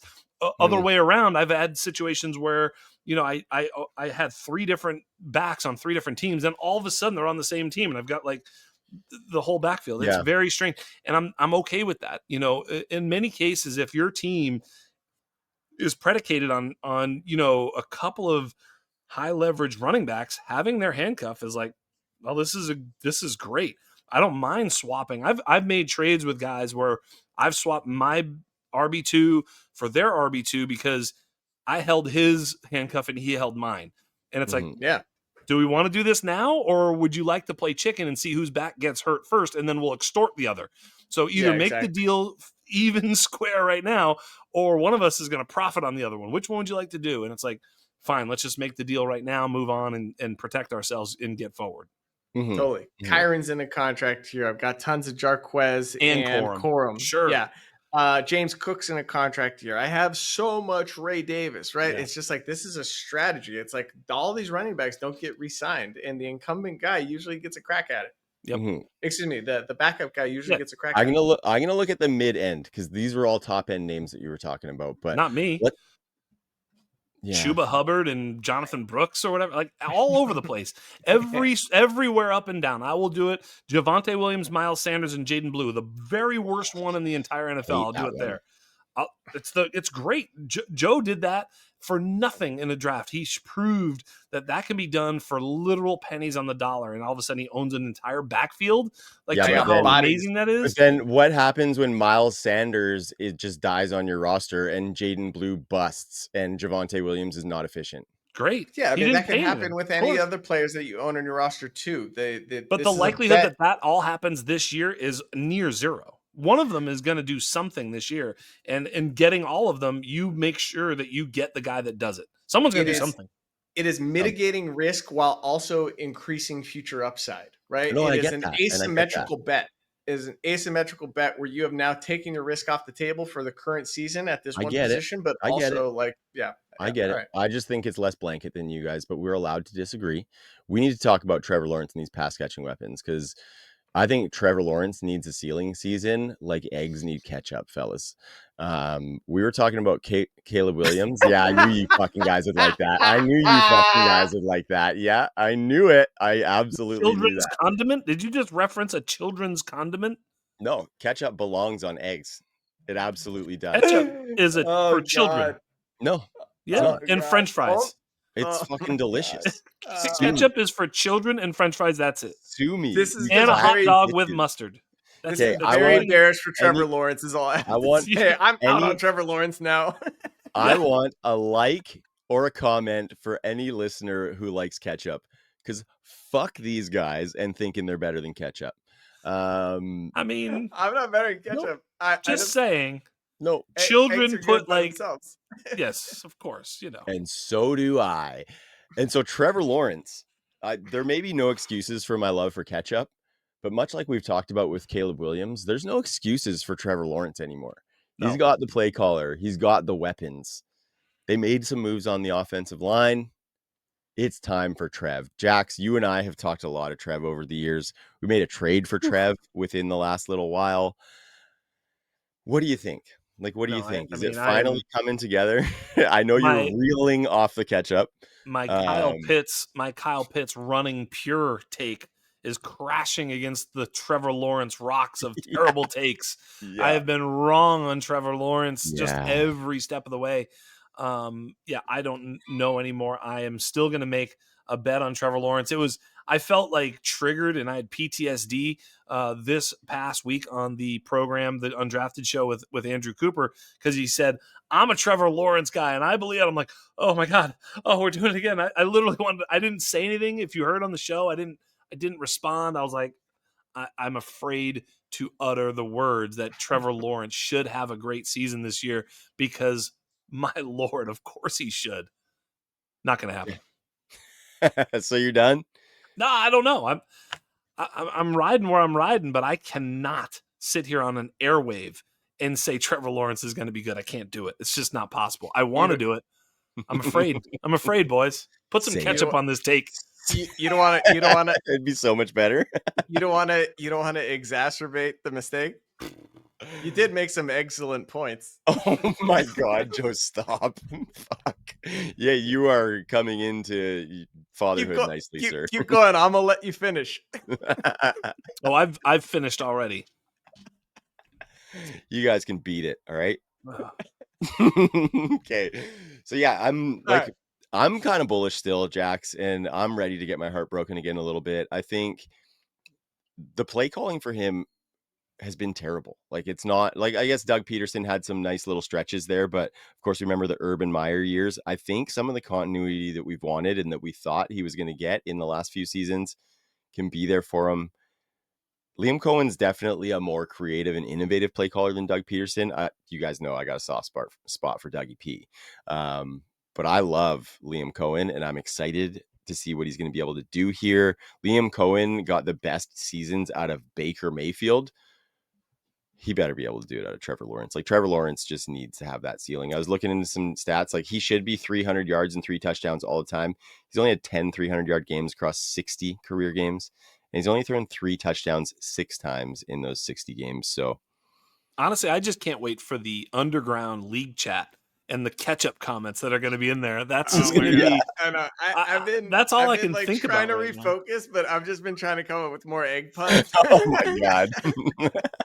All I can think about is that's all I can think about is everybody's going to have a catch-up take in that group chat, and it's going to be excellent. Yeah. Yeah. I'm going to be ecstatic. let me catch up to the conversation real quick. Okay. So anyways, the thing about Trevor Lawrence is this: he's always trying these really high degree of difficulty throws, and he's trying to force the ball downfield. And like, the only reason he's doing that is because in real life, this dude is a baller. He is such a skilled player at this position, and he's so maddening because he should be so much better than he's been. I'd say bad coaching is partially to blame for that. Yep. I'd say antiquated schemes have been partially to blame for that. And now he's got this modernized offense with this coach who's gotten the best out of another QB who we had all but written off. So, like, yeah, I mean, it is now or never for Lawrence. If he can't pull it off this year, like, he's dead. Like, you know, it's just as bad as it gets. And he's also signed him too. He's also been tough. Like, he's gotten hurt and played injured, and like has stood in the face of pressure, and like, he's really been tough. and that's been to his detriment a bit. He hasn't take the found money. We used to say that, I was a quarterback growing up, and, take what the defense gives you, take the money that they leave on the table. Like, any money is good money. Take it. Little swing to the back, boom. Short play. Just keep it moving forward. Make them start to go, oh, we need to move up on the running back, move up on the tight end, move up, and then go over the top. Like this whole thing where I think you're right. Sometimes he's starting to say, I've got to do more. And when he starts to do that, he either gets hurt by scrambling doing more, or he hurts his team by throwing a big pick or something like that. Yeah. It's almost like the Caleb Williams problem, but in a Yep. different way. Like where Caleb Williams is always getting out of structure and trying to go for like the home run. Like Lawrence is doing that too, but in a different way, where he's just going for this like high degree of difficulty downfield throws. I've got to make this play. The layups, right? What made Tom Brady great is he took, and then decided when to take his big shots. But it's like these guys are both so talented and so good that they think they can do it every time. And the reality is they can't. So it's like learning to play within structure. And like, I hope Liam Cohen gets it out of him. And if he doesn't, then it's probably Jover for Lawrence. But that's kind of why I like the Travis Etienne and the Rachaad White spot, because if he's like, listen, you got a guy runs a 4.3 over here, he can break some tackles, just, get him some free looks, and that could help both Trevor, the offense, the whole thing. And now he brings in, let's move it. I'm a pro at this. He brings in Travis Hunter, who I think we all think is special in the not the preseason, the mini camps or whatever here, camp. He's played, I think, 75% offense. You've got the numbers in front of you, Trav. I think you're about to share it. Unmute yourself so that we can hear you. That'd be excellent if you could do that. Extraordinary. Thank you for the entrance. I got just a tweet that I retweeted a couple days ago from Michael DeRocco of ESPN, Jags beat reporter. Total Travis Hunter snaps through 4 Jaguars camp practices: 83 total snaps, 36 offense, 47 defense. In 7-on-7, he had 18 snaps, 11 offense, and 7 defense. In 11-on-11, he had 65, 25 offense, and 40 defense. I think the important context. That jumped up the last couple of days, because it was like 76 offense, 47 defense. So I think that just changed. He probably played a ton of offense the last couple of days. I was going to say the important context here is the first comment that I see from Derek Brown of Fantasy Pros that says, this means absolutely nothing, right? So I think we really have to make sure we keep that context in mind, that the Jags are probably just trying to figure it out right now. I think so too. They're trying to figure out where he's going to fit, what kind of split's going to be best for him, what situations he's going to be best in and stuff. So I totally agree with Derek on that one, that it means absolutely nothing at this point. I think it's just going to be such a curious watch, and it's going to be a storyline that nobody knows until week 1 throughout the season, essentially, until we see him do that week over week over week. I think though, Joe, and tell me if you agree with this, I think what we can expect based off of a lot of the signals we've been getting, because we've been trying to figure this thing out. You remember I famously took Travis Hunter out of my rookie rankings because I was so furious with how many conversations we had about trying to figure out what's going on with Travis Hunter. And I think tell me what you think of this. They've got Dyami Brown and Brian Thomas Jr. After that, they have very little. Parker Washington is their next man up.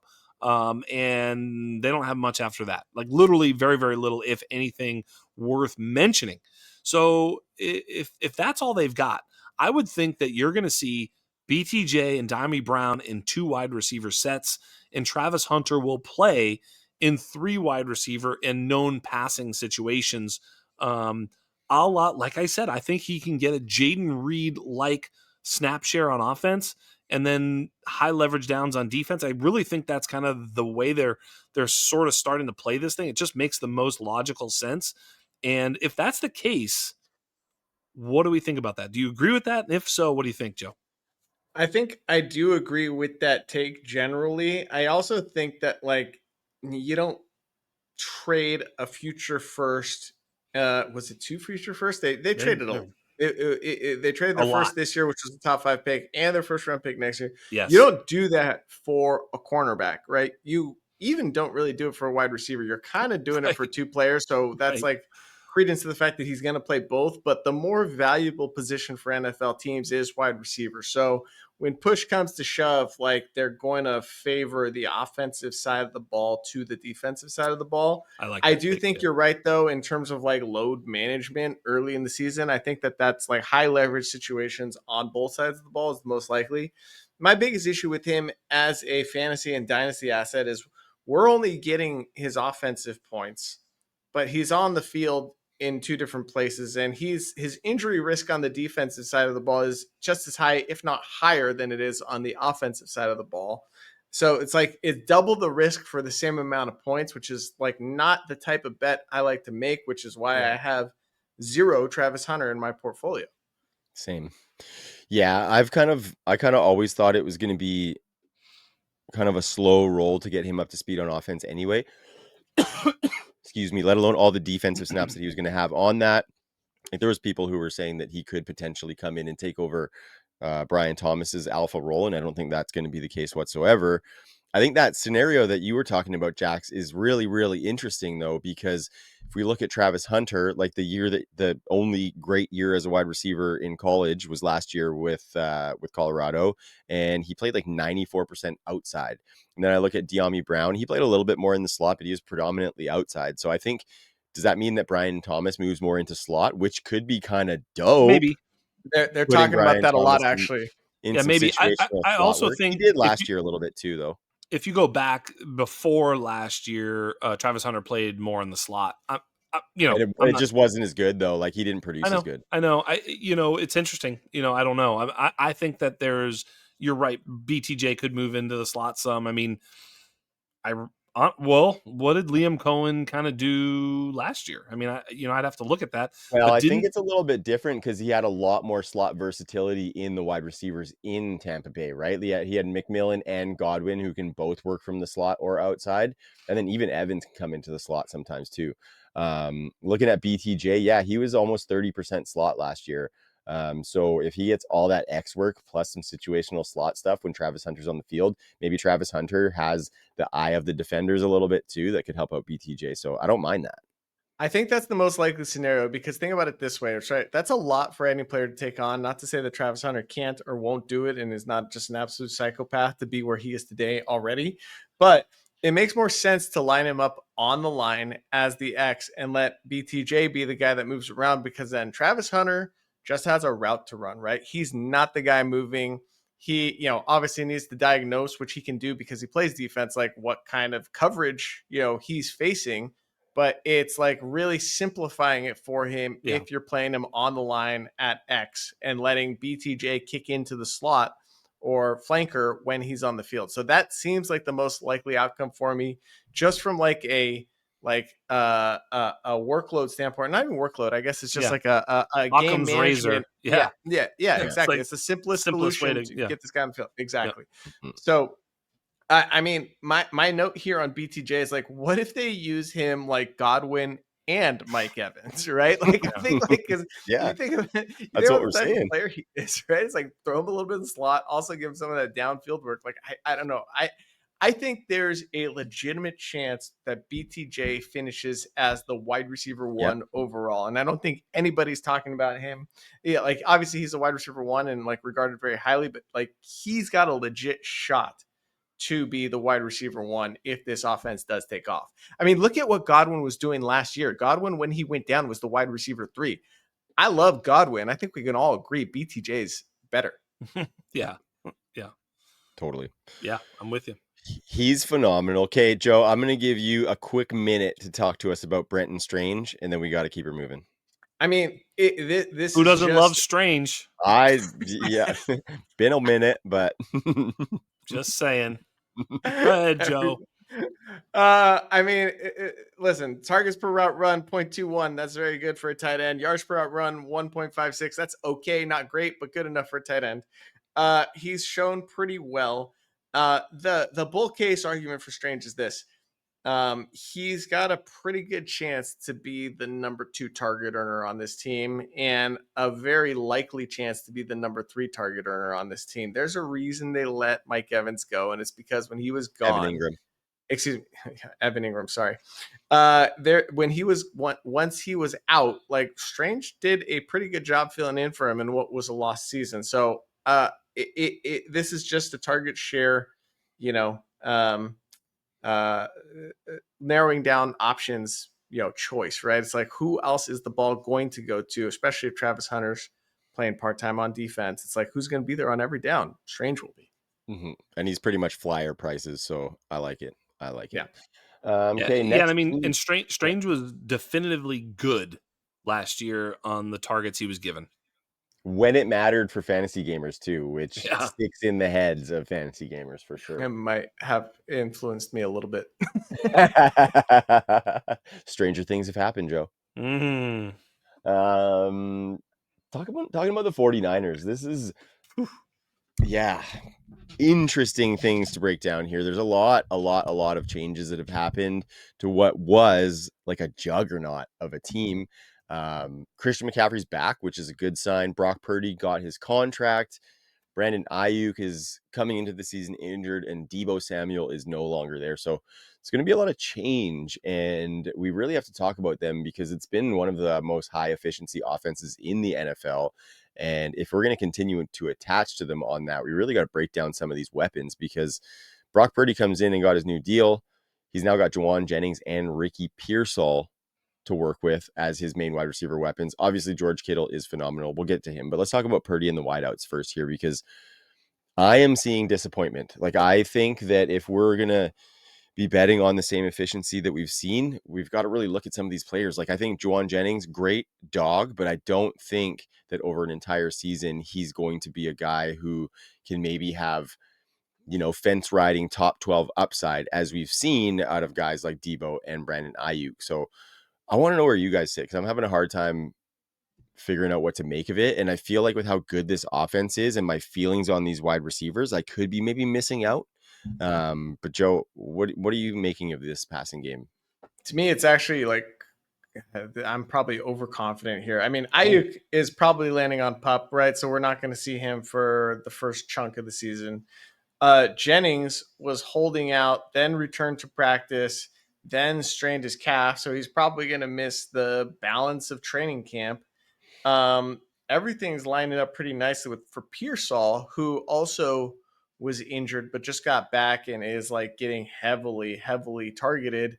It's lining up for him to be sort of the highest target earner in terms of like the wide receivers, and probably the most valuable fantasy asset, not only because of age and he's a first round pick, but because like there's really nobody else in that wide receiver room. I still think that means that he's probably like the third most targeted player on this team, because there are two guys that are pretty damn good and carry lunch pails on this team as well, named George Kittle and Christian McCaffrey. We've seen McCaffrey get 100 targets before. I mean, I know we're talking about wide receivers, but it's hard to split all of these apart because it's all one big picture here. And what I'm really seeing is like, this is, assuming health, the George Kittle season, right? It's lining up perfectly. Whenever another guy is down in this offense, they lean on Kittle and they lean on him heavily as a receiver, and he always delivers. So it's Kittle time, and like that's the dude I'm targeting in best ball. That's a dude I'm definitely targeting in redraft. And if you got him in Dynasty, like, you just ride him this year. Totally. The only note that I had on Kittle was, is this the perfect storm for him to go to another level? Because exactly what you said, like, these guys break fantasy this year. Yeah, this is not Deebo and Ayuk in the wide receiver room, so I'm totally with you on that. I think to get Kittle at tight end 3 prices with his potential to come out as the tight end 1 is fantastic value. Yeah, Jax, anything to add on that? I know he's one of your favorite players in the entire NFL.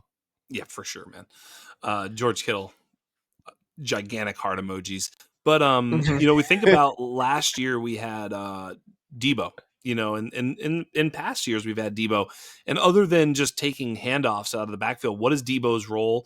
Like little drags and slants and stuff where they can just get him the ball and then he can just break tackles and house things.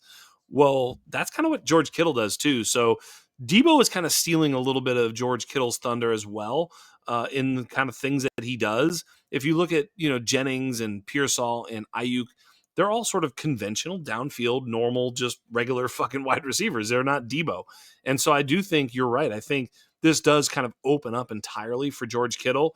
Also, if you're Brock Purdy, who do you trust? Like, I know as a quarterback, I just always felt like if I had a guy I could trust, I would want to look his way, because even if I don't have my best, they're going to pick me up because they're so good. That's the type of player that you see when you see George Kittle. You're like, he's going to make a play. So I think all in all, yeah. And even in all that tumult last year, George Kittle, 94 targets. And on 94 targets, dude, he had 1,100 yards. That's 11.8 yards per target. 11.8 yards per. Does anybody listening understand how fucking bonkers that is? Like, some wide receivers don't get 11.8 yards per catch. Never mind a tight end seeing 11.8 yards per target. He was stupid. Off the charts. This guy is the best tight end in the NFL. It's not close. He's arguably the best non-quarterback in the NFL, like just so the good. best player in the NFL, and he has been for a really long time, not just because of what he does in the blocking game and like what he allows this offense to do, but yeah, You're just talking about the sheer efficiency. I mean, Kittle's as good as it gets, man. As good as it gets. And so at this particular point, I would think he's going to see upwards of 100 targets for sure. And, Juwan Jennings quietly, I don't know about quietly, but saw 113 targets last year in only 15 games. So, he paces for 120 easily. I think he is the wide receiver one in this offense. I'm not worried about a calf strain. I'm not worried about the contract. It's going to get figured out. He's going to find a way to get on the field, I think. Ricky Pearsall on the Niners last year. That I know, huh? No shit. Yeah. had me a little worried. Hey, and I got to say, like, I got Christian McCaffrey in, what did I do? I did, I did a mock draft today with the boys at Fantasy Alarm that I got McCaffrey in a redraft league, like early second. Like, I had the 109. I got like Jefferson and McCaffrey, CMC. Huge. Redraft, right? What is he doing? I'm in the Scott Fish Bowl. I get him at the 112. Look, if Christian McCaffrey, if I told you right now, Joe, Christian McCaffrey will play and be healthy for 16 games, would you take him at the 101? That's tough because it'd be more of a question than it is now. I mean, if I know he's playing 16 games, yeah, and I don't know about that about any other player, then yes. But like, you know what I mean? If it's him and Bijan both playing 16 games, we got a conversation. Just right? that one data point. Yes, if I only tell you that, right? Yep. It's like, so at this particular point, he's a value. We had this conversation last week with Andrew too about, McCaffrey, and he kind of said, look, why would you take a worse player just because you think they might get hurt? If they're healthy now, they're healthy now. And I keep closing my eyes and saying that about Christian McCaffrey, but it is scary, right? I do have that sort of thing in the back of my mind thinking, dude is going to get hurt again. And, he's a running back, so that doesn't even, start there. So, look, but I do think Christian McCaffrey and George Kittle are the guys. And then Juwan Jennings. Here's the thing. We know that Ricky Pearsall scored so poorly in the model. And in the range that he is coming from in terms of the type of prospect he will be a huge outlier if he does anything close to the expectations that are levied upon him this coming year. And I'm playing it from the sideline. I'm not trying to make a bet against Ricky Pearsall. That bet against Ricky Pearsall has already been made because I did not target him in rookie draft, so I don't have any Ricky Pearsall. I'm certainly not buying now at the hype. It's going to be interesting to see if he actually lives up to the hype that others have placed on him that I unfortunately did not. So whether I'm right or wrong at this point, it's in God's hands. Yeah, I will also say, like, let's not forget about UN score darling Jacob Cowing, who we like and I think has gotten plenty of opportunity this training camp with all the injuries. Jordan Watkins and Isaiah Nair are pretty interesting. They've also been getting a lot of buzz. I don't know if it's because they're actually performing well or just because like they're actually getting run because of all the injuries. But like there are some more interesting names down this depth chart. So like Yes. Dude, I don't know, Ricky Pearsall feels like the best bet to me and the guy they need and want to succeed the most. Yes. Juwan Jennings, like they gave him a contract last offseason. And this is just tinfoil hat Joe here, but I love tinfoil hat like Joe. like Shanahan hates when dudes He like get into does. contract disputes. Like he was out on Ayuk in Yep. his like rookie season completely, then started to trust him in year 2, had that great year 3, and then like also got into like a contract dispute, was getting like the doghouse last year before he got hurt, but that was Yep. after like a big contract dispute. Juwan Jennings just got re-signed last offseason. The 49ers put a lot of faith in him, and now he's coming back with his hand out again. Not to say that he doesn't deserve it. I'm all for players getting paid. Absolutely. But I do think Shanahan holds a grudge against those guys. And I think like Jennings might be doghoused and whatever. He's already hurt. So it's a great call. Yeah, I just like Shanahan. I wouldn't say this about most coaches, but like I've been as a Raiders fan, I've been familiar with the Shanahans for some time in my life since the 90s, right? And they are vindictive. They're a vindictive family. True that. I think all of that conversation was maybe a little bit disrespectful to one Brandon Ayuk, guys. I think I've said it. I think he is one of the, at full health, one of the more talented wide receivers in the league. I don't think he's just a downfield option. I think he's a incredible yards after the catch wide receiver as well. And I think, yes, he had that huge injury. Yes, he's going to be on the pup for at least the first 4 games or whatever. But I think there's absolutely a world where he comes back and he commands targets among these wide receivers. He is a guy who has a 1,300-yard season under his belt with Brock Purdy. That 1,300 yards only came on 75 receptions, which would lend you to think that he is kind of that deep threat, but he had a lot of yards after the catch that year as well. So I think he's got big plays. I think he's got possession work in him if he comes back to health, and he doesn't have a guy like Debo in his way to command that kind of targets. Like I don't think if Brandon Ayuk is healthy, I don't think Jennings and Pearsall are too much of a threat to him as the alpha in this offense. He has that contract that he's still going to be on this team, potentially longer than Juwan Jennings. And so I think the guy that I would be targeting out of this wide receiver group would be Brandon Ayuk. He's the wide receiver 37 in Dynasty. You look at it though, and like he's going right around guys like Burden, Higgins, Trey Harris, which I would take them over him. But at the same time, I think like Brandon Ayuk could bring back really, really good value because if you like Ayuk, forgotten about. I think if you like Ayuk, you should be taking him ahead of those guys. But I hear you.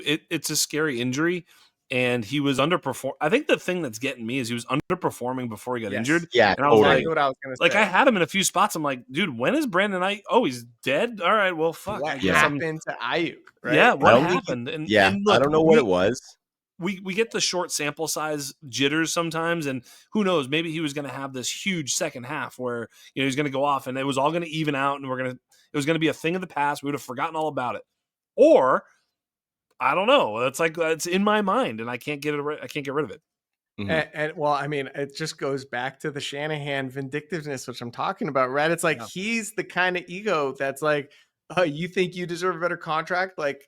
It is my system, sir. They're past that getting you all right? these targets, right? And that's why I'm worried about Jennings at this stage. Yeah, for sure. I think Ayuk is past that though, and they gave him the contract, right? So I think he's going to be there. No, I think that he begrudged him early part of last season, which is why Ayuk was getting nothing.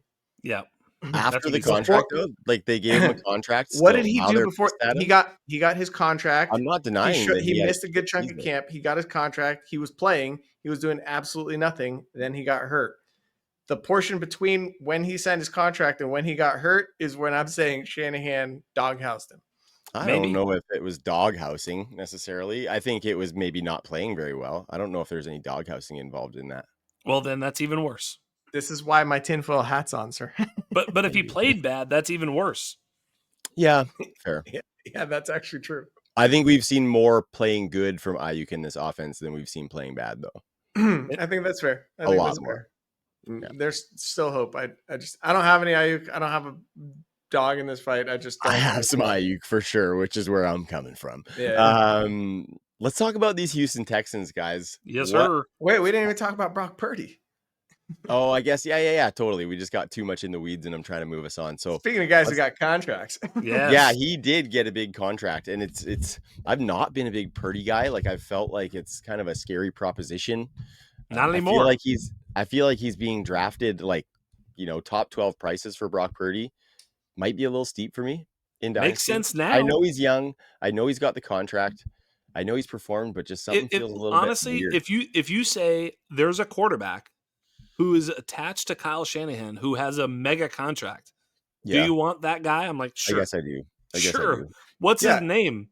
Whoever it is, I want him. Yeah. He was number 10 in points per game in 2024, Yeah. and that was arguably his, like, I would say statistically one of his better seasons, but like on face value, probably one of his worst seasons. He did add 323 yards on the ground. That is some sneaky, Konami code stuff with 5 Sneaky is touchdowns on such the a good ground. word because when you watch him run, you're like, that sneaky little bastard too, Yeah, Like I I know, feel like I know, that's dude. what he runs like. Yeah. 8.5 yards per attempt behind only Lamar Jackson and Jared Goff. Yeah. Number 9 in fantasy points per drop back at 0.53, and number 10 in points per game, which I already said. So it's like, actually, the underlying metrics tell us exactly what this guy is. He's like a back end quarterback one. We have some concerns about the receiving weapons, but he's kind of been consistently like a super efficient player. And what's really interesting about Purdy is like he's weirdly better under pressure than he is like with a clean pocket, right? It's like it I don't know. This guy's like such an underdog, Mr. Irrelevant. Like Yeah. he like literally needs things to be going bad in order to be at his best. I don't know. It's hard for me not to love Purdy.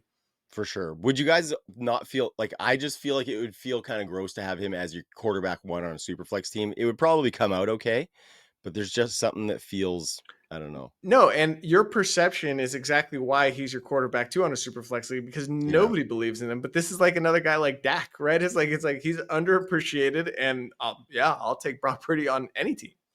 Okay. No, that's good. Agree. You guys are helping me with the Purdy eval because he's a tough one. He's a tough one. Yeah. Your feeling is why you can get him for cheap. That's permeates like the fantasy football and football fan landscape. But like statistically, like we want this dude. And the concern was, can Brock Purdy run an offense the way that other quarterbacks are forced to run an offense outside of the Kyle Shanahan system, outside of this, cocoon that has been built around the structure of the system? No, he doesn't have to. He doesn't have to. It doesn't matter. Yeah. We're fine.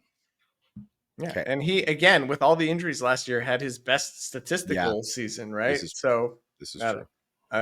I'm sold on Brock Purdy, and nobody else seems to be, but fine. Mm-hmm. I'll keep buying. Mm-hmm. Yeah, I want to see it with CMC back with him again too, with that new contract, and see how they kind of prioritize CMC versus passing game and stuff too. So Joe, Brock Purdy or Kyler Murray in Dynasty? Brock Purdy, not even close. Same. Okay.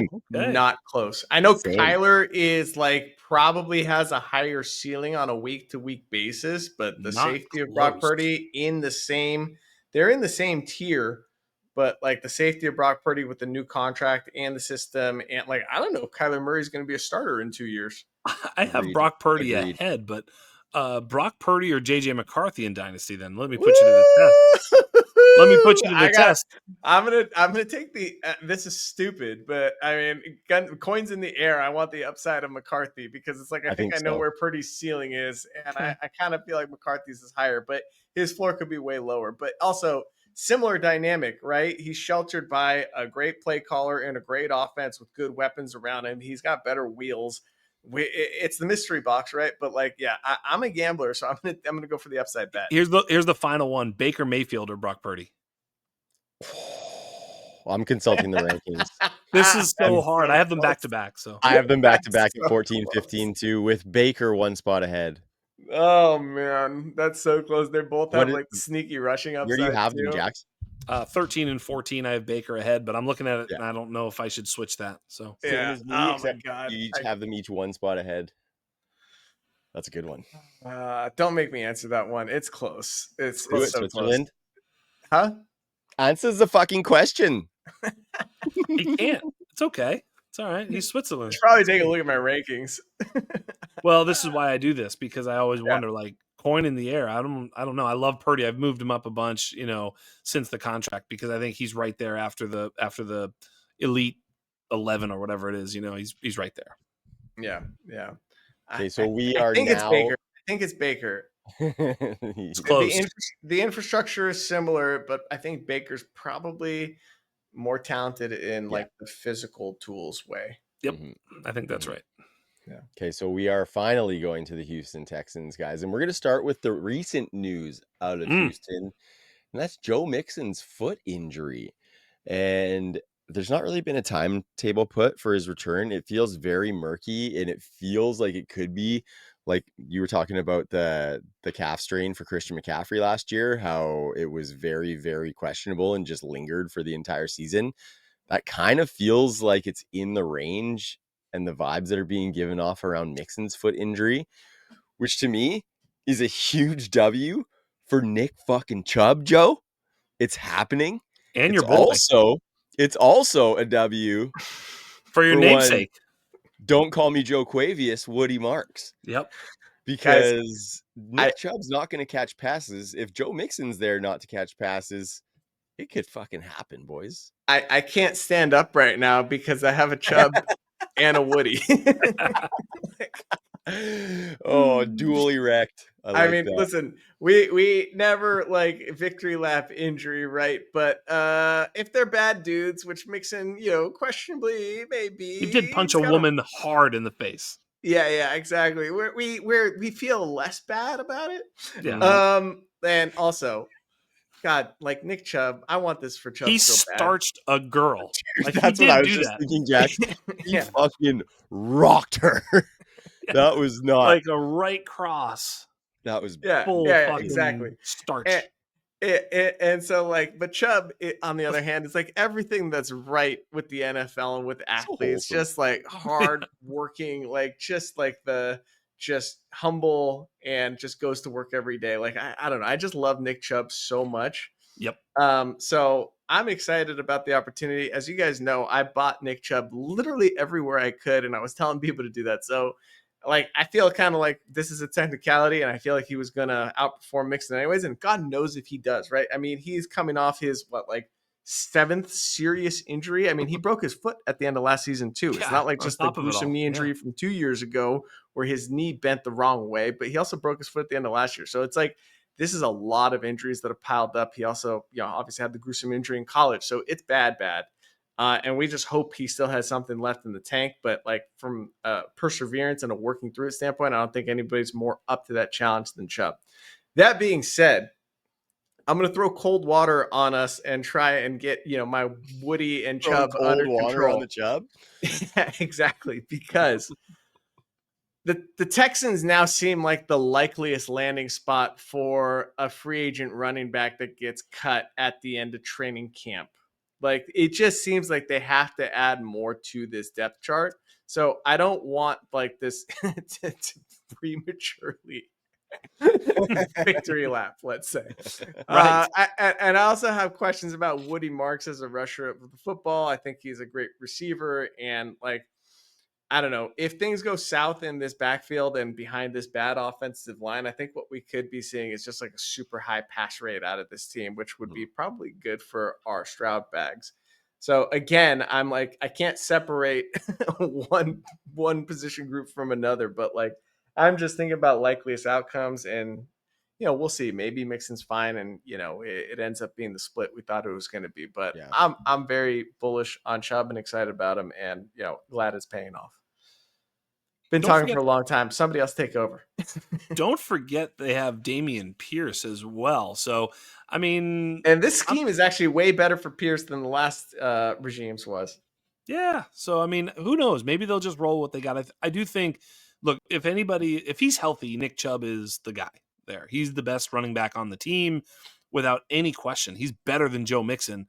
But we're at a point now in their careers where so much attrition has taken place that we have no idea what exactly is left and what they're capable of putting their bodies through on a week in, week out basis.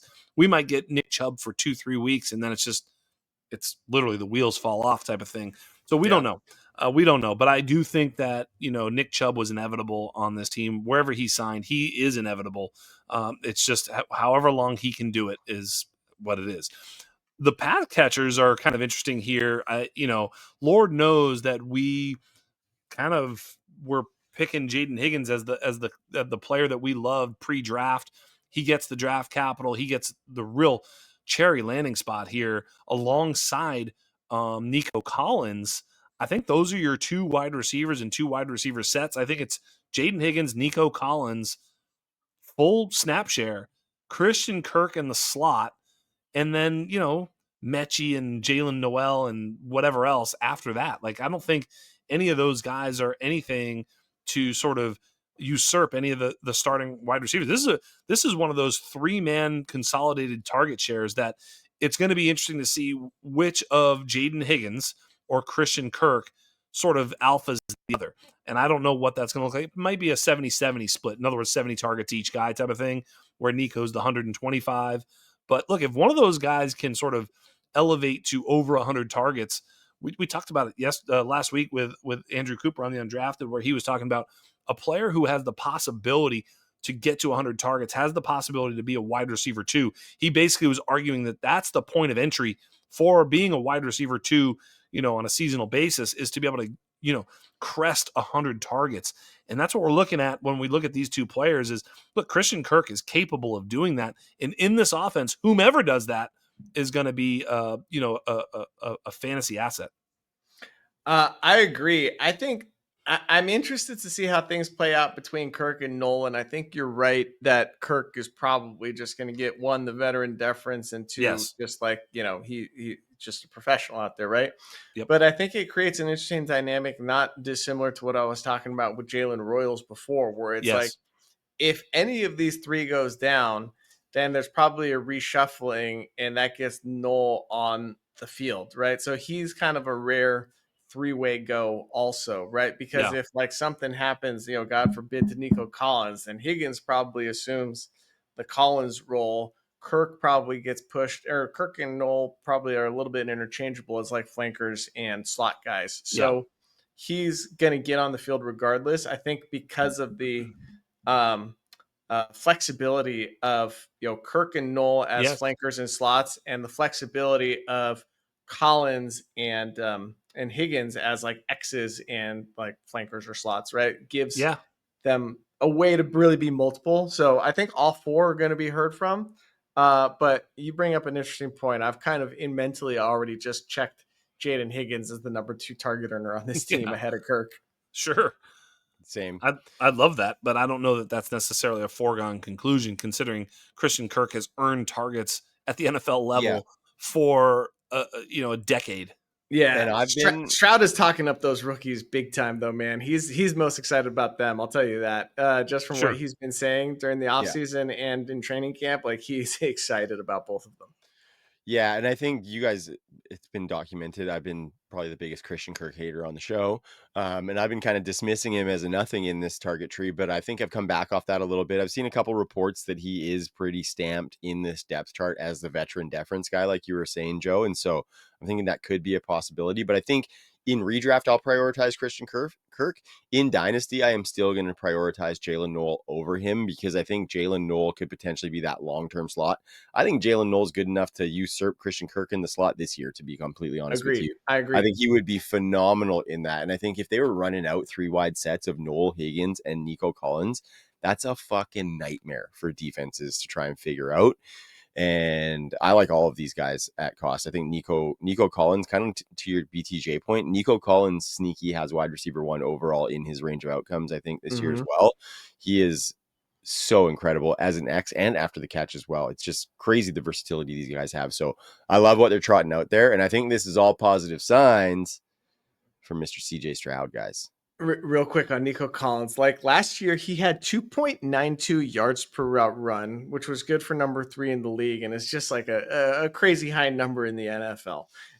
He had 6 games as a wide receiver 1, 5 games as a wide receiver 2. So 11 games where he was wide receiver 2 or better. And by the way, he missed like 4 games. So it's like, this guy is just as consistent as they come. And I can't say enough about Nico Collins. That's like money in the bank for as long as he's playing.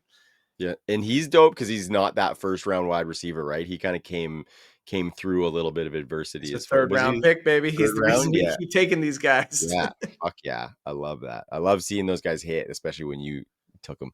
CJ Stroud, though, guys, I've been bullish on him. I think, like, I know the offensive line is a problem. Joe, we were kind of chatting about it before the show when we were just kicking it, waiting for Jax.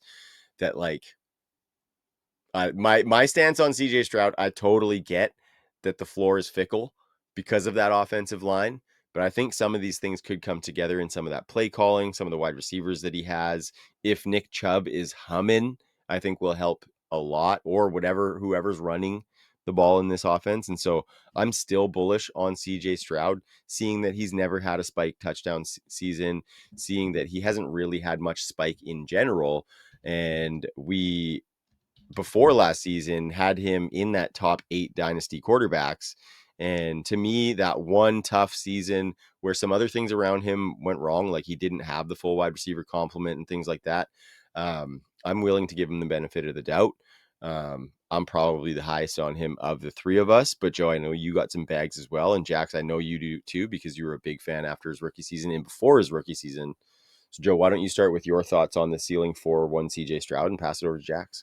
Well, I am super concerned about the offensive line because it doesn't really seem like they addressed it. They traded away what was arguably their best offensive lineman. Granted, he had a bunch of problems last year, and they kind of just reshuffled the deck a little bit, added some other players. But the hope here is that Nick Caley bringing over this, McVay scheme is going, like, schematically, they're going to solve the offensive line problems. And maybe there's just like tons of miscommunications on the offensive lines. I don't know enough about offensive line play to know whether or not that's going to work, but I have to think the change is good because it was so miserably bad last year. So is it going to be good? I don't know. Is it going to be better? Probably. And you'd like to think that with the additional weapons and this scheme that has worked so well for so many pocket passers, that it's going to be a huge boost in efficiency for Stroud, who we know can make just baller throws. So I think it's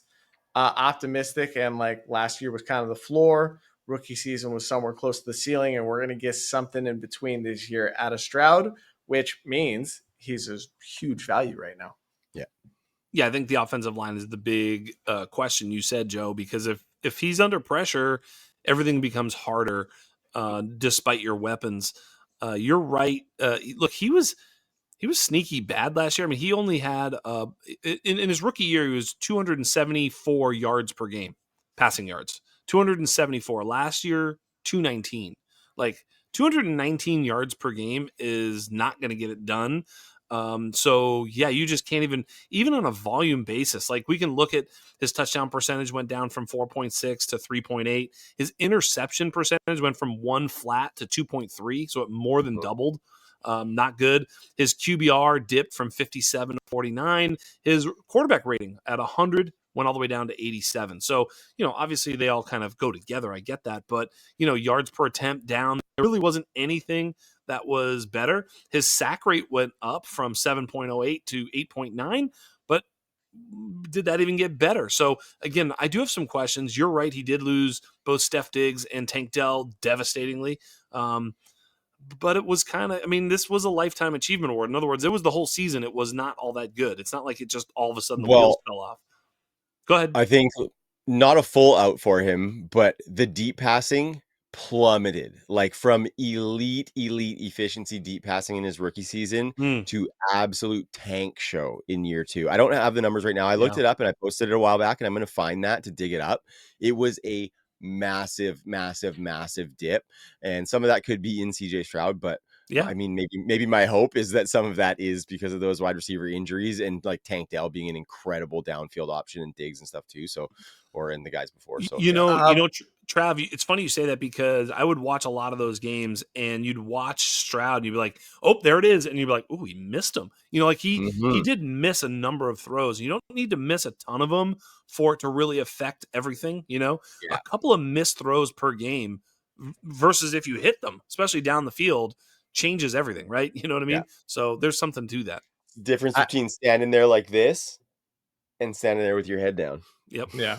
Well, Joe? I mean, I think last season, early in the season, like I don't remember if it was 2 or 3 weeks in a row, but defensive lines basically pulled the same stunt on them where they pulled and I don't remember the name of the stunt. I think Brett Coleman did like a great breakdown on this, but like where they pulled the defensive lineman, had them come over the top of another one and just come right through the middle. And it worked like for multiple different teams on like the Texans. And so it's like that was killing Stroud and his ability to hit the deep shots. One, like the pressure was greater. So it makes sense that like if the pressure is greater, his deep shots are going to be significantly worse, right? Less time, more pressure, shake your offensive line, a little bit of the jitters. So like hopefully it didn't like, I don't know, shake him too much and that he can, get back to form this year. But I think it's just like it all just boils down to like how bad the offensive line was and can this scheme change improve it enough, because they didn't really do it with talent. So it's like, can the scheme change improve it enough, or are they just going to change the offense and confuse defenses more to offset the talent dearth? Yeah, So- they went 10-7.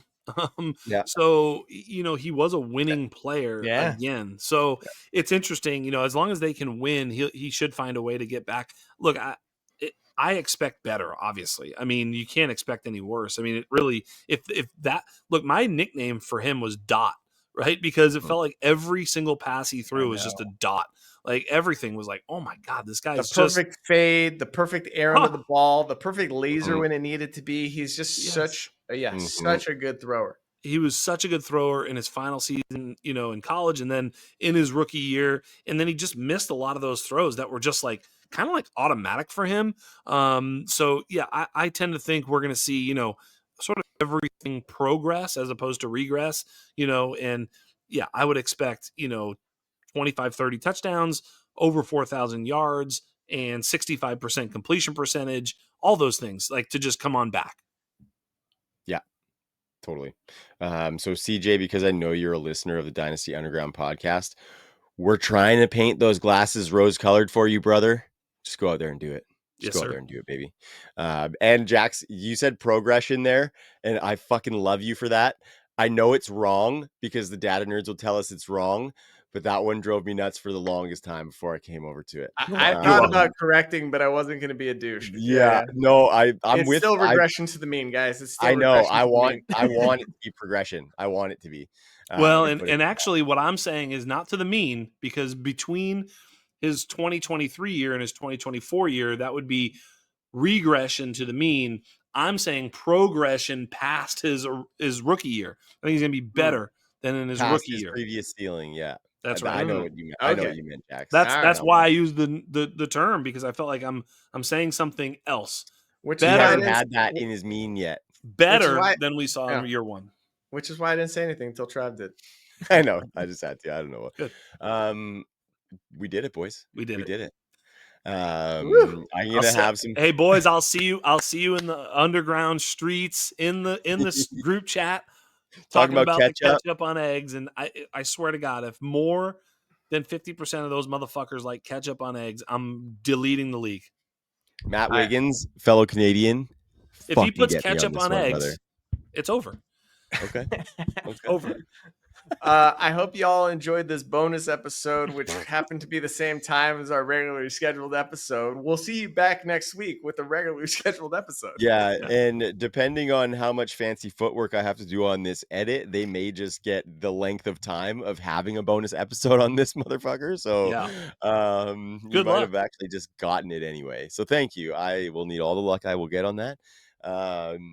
But it's always a blast. So thank you, boys. Always look forward to these every single week. Joe, you got something for the people?